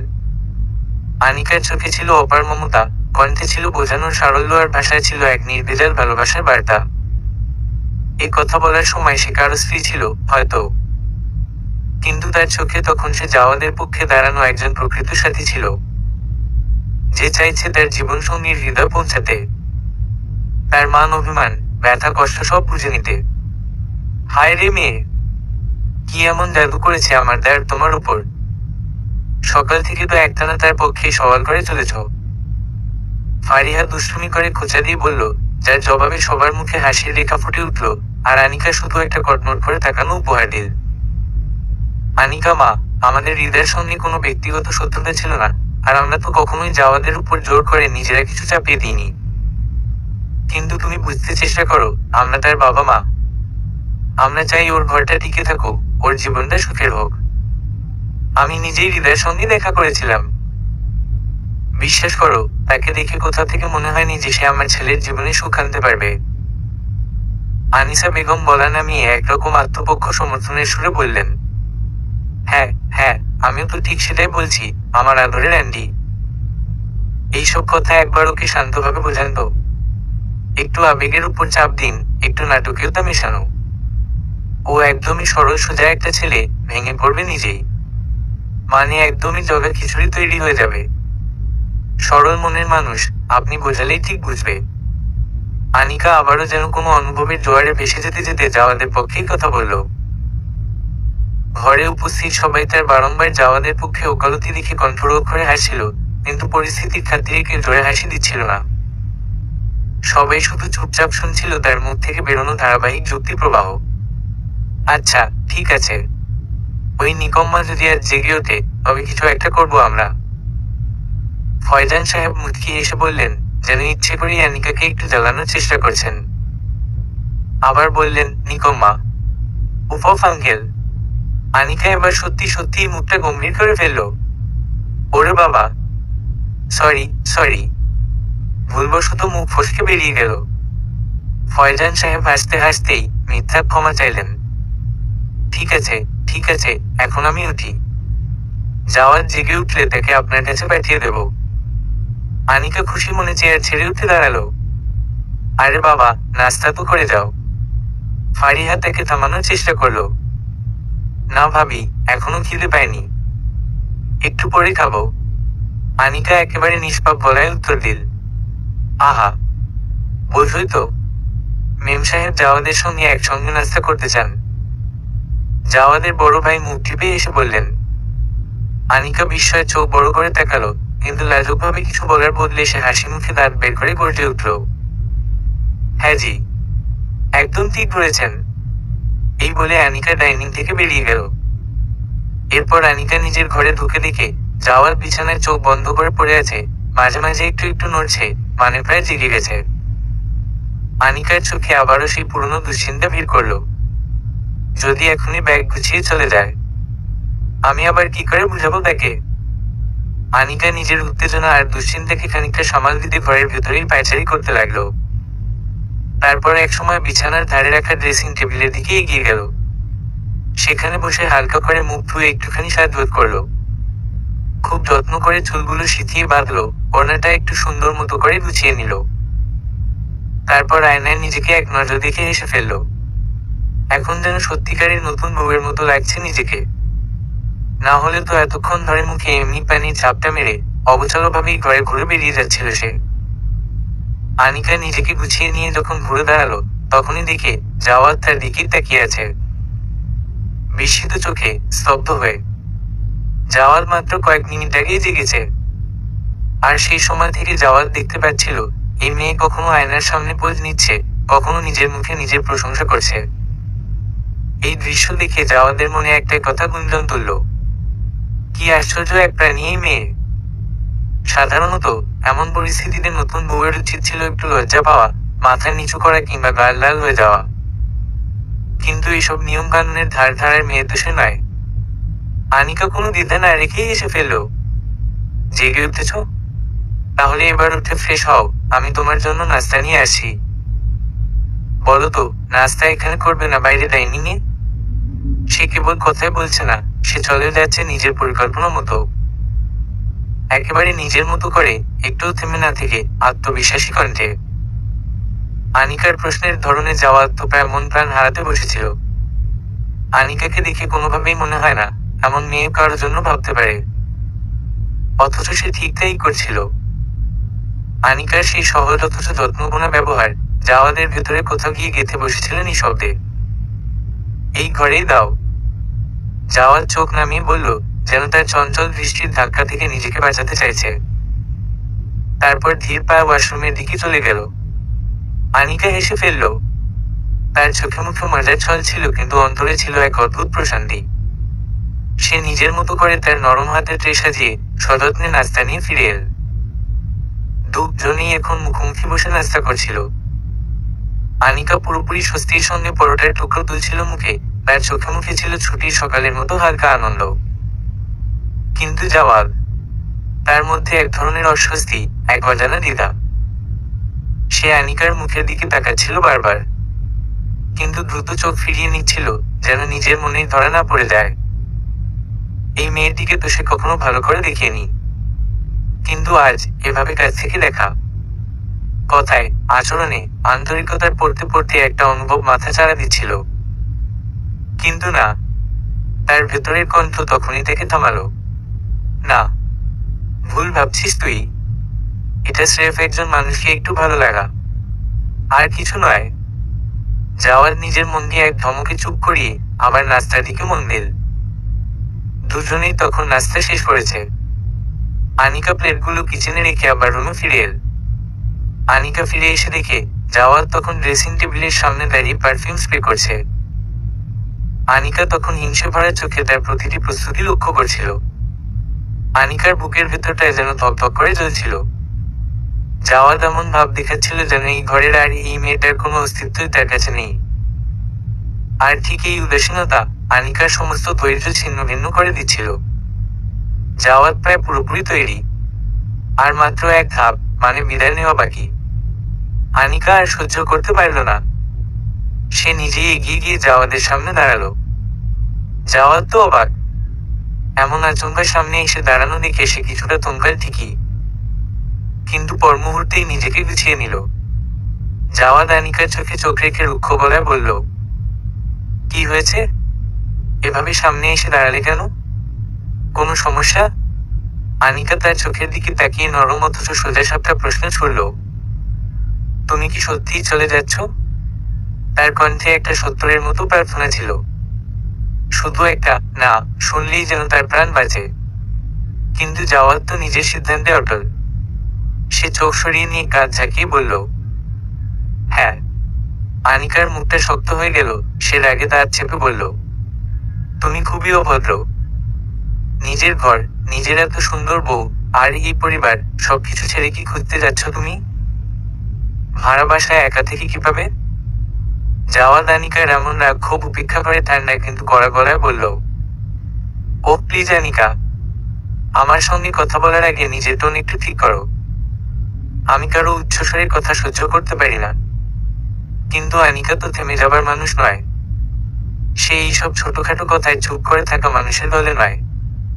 আনিকা চোখের ভাষায় অনুরোধ নিয়ে বলল, আচ্ছা ঠিক আছে, আমি ধীরে বলছি, কিন্তু তুমি অন্তত একটা সত্যি উত্তর দাও তো আমাকে। তার এই মিষ্টি ভঙ্গিমা, এই নরম স্বর, জাওয়াদের মনের গলন বিন্দুতে হালকা চাপে ধাক্কা দিল। কেমন যেন এক কোমল অনুভূতির ঢেউ বয়ে গেল তার ভিতর।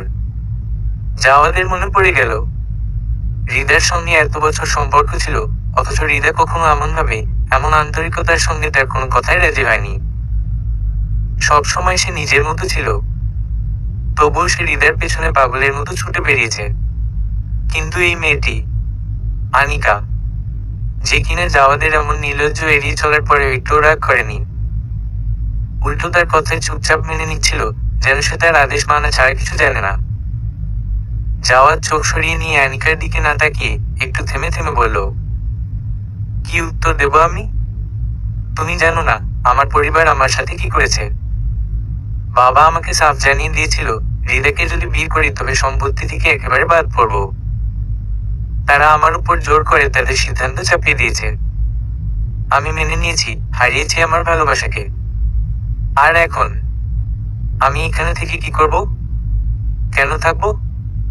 শেষ কথাগুলোতে জাওয়াদের কণ্ঠস্বর বেশ তীক্ষ্ণ হয়ে উঠেছিল।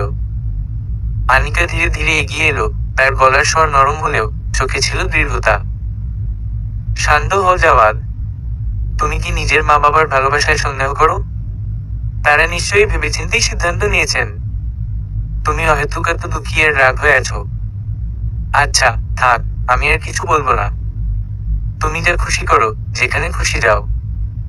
তবে যাওয়ার আগে একবার তোমার বাবার সাথে দেখা করে নিও। তিনি কিছু দরকারি কথা বলতে চাচ্ছেন তোমার সঙ্গে। দয়া করে না বলো না। তুমি তো জানো, বয়স্ক মানুষের জীবনে সময় খুবই অল্প থাকে। কখন যে চলে যাবেন কে জানে। প্লিজ অবহেলা করো না।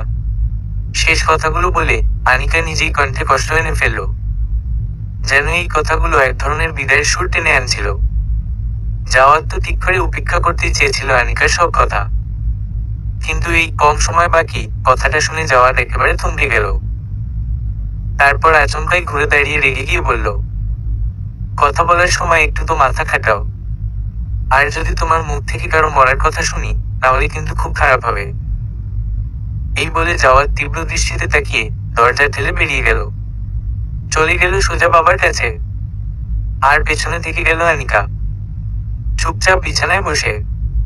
সে নিজের হাতে সব আঙুল জড়িয়ে মুঠো বানিয়ে চোখ দুটো জোরে বন্ধ করল।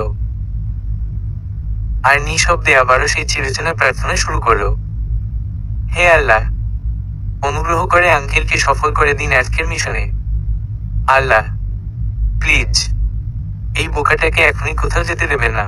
আল্লাহ, প্লিজ। আনিকার নিঃশ্বাসের সাথে মিশে যাচ্ছিল প্রার্থনার গুঞ্জন। এই যেন একটা ছোট্ট মেয়ের সরল মনের অবুঝ আকুতি, যে তার ভালোবাসাকে হারাতে চায় না। জাওয়াদ ধীর পায়ে বাবার ঘরের দিকে এগিয়ে গেল। তার মুখে ছিল স্পষ্ট গাম্ভীর্য, চোখে কিছুটা জেদ।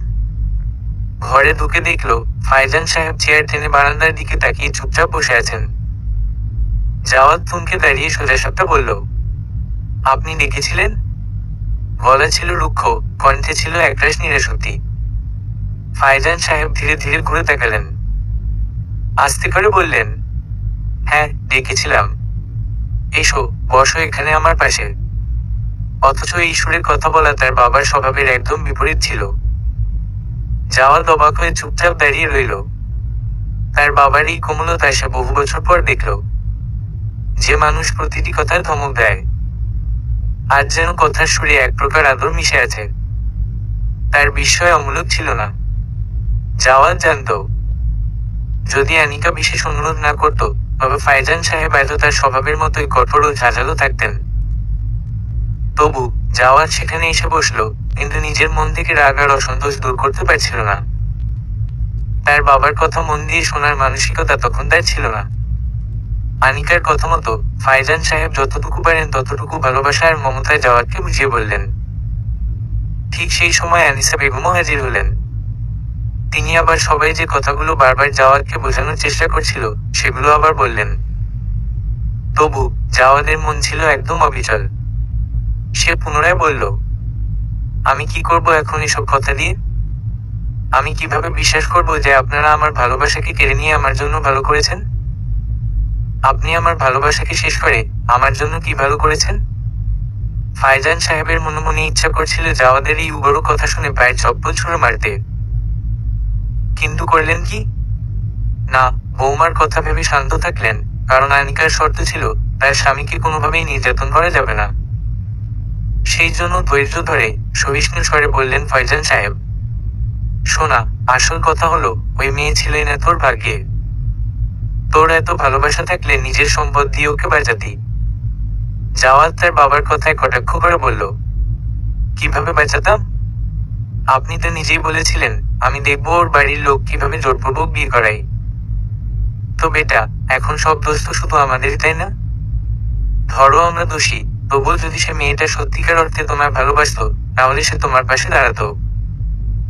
বলতো যে তুমি আমাকে যে পরিস্থিতিতেই রাখবে আমি থাকতে রাজি। আমার মা বাবাকে বুঝিয়ে নেব। কিন্তু ওটা হলো না।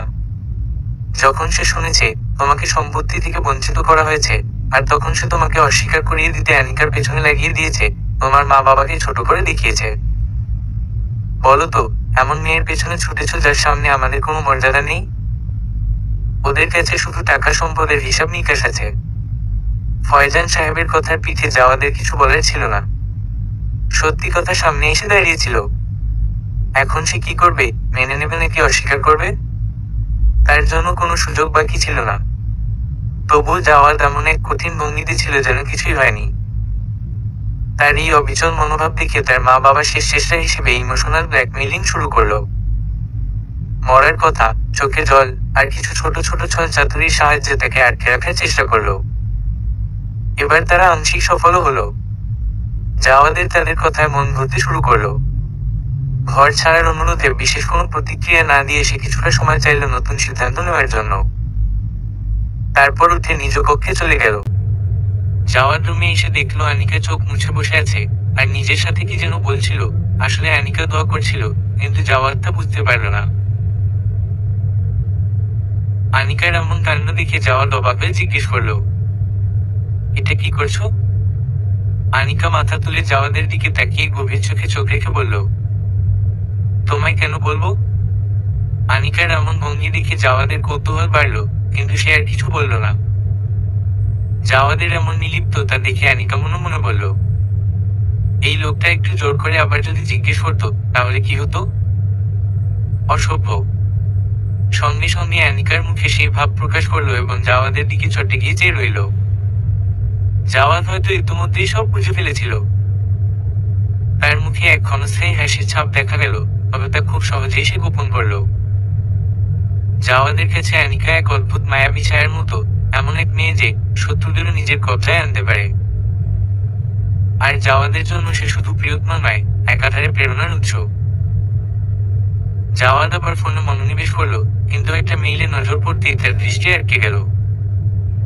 অতঃপর সে আনিকাকে পানি আনতে পাঠিয়ে নিজের গোপনীয়তা নিশ্চিত করলো, আর নিজের ঠোঁটে অদ্ভুত এক কাঁপন অনুভব করলো। ধীরে ধীরে জাওয়াদ মেইল চেক করতে লাগলো। মেইলের বিষয়বস্তু পড়ে তার চোখের সামনে যেন অন্ধকার নেমে এলো।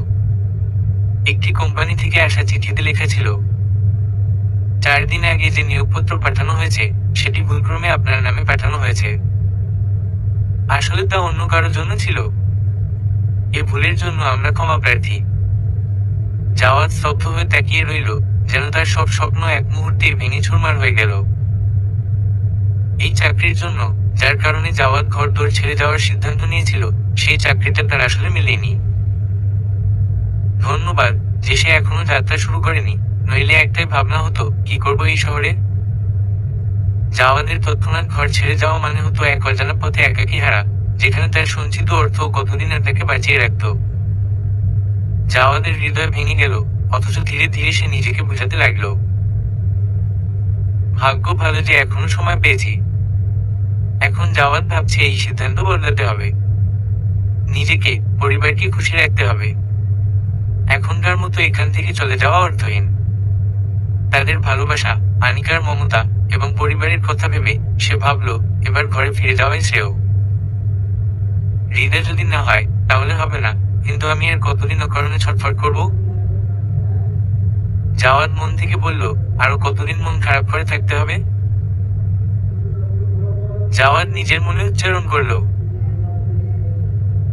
সবাইকে খুশি করব এবার। বলবো, তোমাদের কথাই ঠিক। এবার আর কোথাও যাব না। এই বাড়ির মতো শান্তির স্থান আর কোথাও নেই। একটি ছোট্ট ইমেইল, একটি ছোট্ট বার্তা তার দৃষ্টিভঙ্গিকে বদলে দিল। কিন্তু সব থেকে বড় কথা ছিল পরিবারের ভালোবাসা, তাদের বোঝাপড়া আর আনিকার নিঃস্বার্থ ভালোবাসা, যা তাকে সঠিক পথে ফিরিয়ে নিয়ে এলো। এখন জাওয়াদ বিছানায় বসে পা দোলাতে দোলাতে আনিকার জন্য অপেক্ষা করছিল। কে জানে কোথায় গেল। পানি নিয়ে আসতে গেছে, নাকি নিজেই আবার পুকুরে ডুব দিচ্ছে। জাওয়াদ মনে মনে বিরক্তির সাথে ভাবল। মনে করতেই না করতেই আনিকা এক গ্লাস পানি হাতে নিয়ে সামনে এসে হাজির। জাওয়াদ ধক করে পানি খেয়ে গ্লাসটা ওর হাতে ফিরিয়ে দিল। তারপর নিজের শার্টের হাতার বোতাম খুলে, হাতা গুটিয়ে, পা থেকে জুতো মোজা খুলে ফেললো আর এক দীর্ঘ নিঃশ্বাস ফেলে আরাম করে বিছানায় লম্বা হয়ে শুয়ে পড়ল। আনিকা বিস্ময় ভরা চোখে তার এই আচরণ লক্ষ্য করছিল। এই কি করছো তুমি? একটু আগে তো বলছিলে তোমাকে বের হতে হবে, তাহলে এখন আবার এইভাবে লম্বা হয়ে শুয়ে পড়লে কেন? আনিকা বিছানায় জাওয়াদের পাশে হাঁটু মুড়ে বসে প্রশ্ন করলো। জাওয়াদ পাশ ফিরে শুয়ে ওর দিকে তাকিয়ে, কনুই বিছানায় ঠেকিয়ে, এক হাতে গায়ে ঠেকিয়ে একটু উঁচু হয়ে হেসে বলল, তুমি কি চাও বলো তো? আমি যেন সত্যিই চলে যাই? আনিকা জাওয়াদের চোখে মুখে ফুটে থাকা দুষ্টু হাসির মানে ঠিকই বুঝে নিয়েছিল। আনিকা বুঝতে পেরেছিল সে আর কোথাও যাচ্ছে না। তাই আনিকা তীর্যকভাবে মুচকি হেসে বলল, যেতে চাইলে যাও। চলে যাবার মানুষকে কে ধরে রাখতে পারে বলো? আনিকার এই কথা শুনে জাওয়াদ যেন রাগে ফুঁসে উঠল। সে এক ঝটকায় উঠে বসলো, পাশের বালিশটা তুলে আনিকার দিকে ছুঁড়ে মারল। ডাইনি কোথাকার! কোথাও যাচ্ছি না আমি। আমি না থাকলে তোমার জীবনটাকে নরক বানাবে কে শুনি? আনিকা তৎক্ষণাৎ নিজের বালিশটা তুলে জাওয়াদের গায়ে ছুঁড়ে মারল। কি বললে? আমার জীবনে জাহান্নাম নামাবে? তুমি তো বড্ড বড় মুখে কথা বলো হে জাওয়াদ সাহেব। এতদিন তো আনিকা হায়দারের ভালোবাসায় দেখলে। যদি আমি রেগে যাই তাহলে এমন জ্বালিয়ে পুড়িয়ে দেব, 14 গোষ্ঠী জ্বলে উঠবে তোমার। মুখে কঠোরতা আনার ব্যর্থ চেষ্টাটা ছিল যতটা না রাগের, তার চেয়েও বেশি আদরের। চোখে ছিল খুনসুটির দীপ্তি। জাওয়াদ আনিকার এমন কথায় হেসে ফেলল, আরে হ্যাঁ হ্যাঁ, জ্বালিয়ে দাও। হৃদয় চলে যাওয়ার পর সত্যিই আমার জীবন বড় ফাঁকা, বড় অন্ধকার হয়ে গেছে। এই বলে চোখ টিপে যেন তাকে একটু জ্বালানোর চেষ্টা করলো। জাওয়াদের এই কথার প্রতিক্রিয়া স্বরূপ আনিকা দৌড়ে গিয়ে তার গলা চাপটে ধরলো। খুনসুটি করতে করতে একেবারে তার মুখোমুখি চলে এলো। এই হঠাৎ ঘনিষ্ঠতায় মুহূর্তটা থমকে গেল। আনিকার বুক ধক ধক করতে লাগলো। তার মুখের আদুরে রাগ, চোখের চাহনি, এই চুপচাপ দৃষ্টি, সব মিলিয়ে জাওয়াদ এক মুহূর্তের জন্য নিঃশ্বাস বন্ধ করে তাকিয়ে রইল। যেন গোটা পৃথিবী স্তব্ধ। কিন্তু সময় তো থেমে থাকে না। আর সেই সময় তাদের মাঝে কেবল ভালোবাসার স্তরি গেঁথে দিয়ে গেল। একটি বছর কেটে গিয়েছিল। ছোট্ট মোমবাতির মতো উজ্জ্বল এক আশীর্বাদ নিয়ে তাদের জীবনে এলো আরহাম আবরার। আরহাম যেন তাদের ভালোবাসার মূর্ত প্রতীক, সেই নির্ভুলতার সাক্ষ্য, যে সম্পর্কটা শুরু হয়েছিল ভুল বোঝাবুঝি, দুঃখ, প্রতিবাদ আর অনেক অহংকার দিয়ে, তা শেষ হলো হাসি, শান্তি আর নিঃশর্ত ভালোবাসায়। তাদের ছোট্ট সংসারটা এক নিঃশ্বাসে পূর্ণ হয়ে গেল। রোজকার জীবনের সেই টুকরো টুকরো হাসি, ছেলে মানুষই, খুনসুটি আর টানাপোড়েনে গাঁথা হয়ে তৈরি হলো এক আলোয় মোড়া ভালোবাসার গল্প। এভাবেই তারা একে অপরের সমস্ত অপূর্ণতা ভুলে গিয়ে ভাঙা স্বপ্ন গুছিয়ে নিয়ে এগিয়ে গেল নতুন ভোরের দিকে। একসাথে। সমাপ্ত।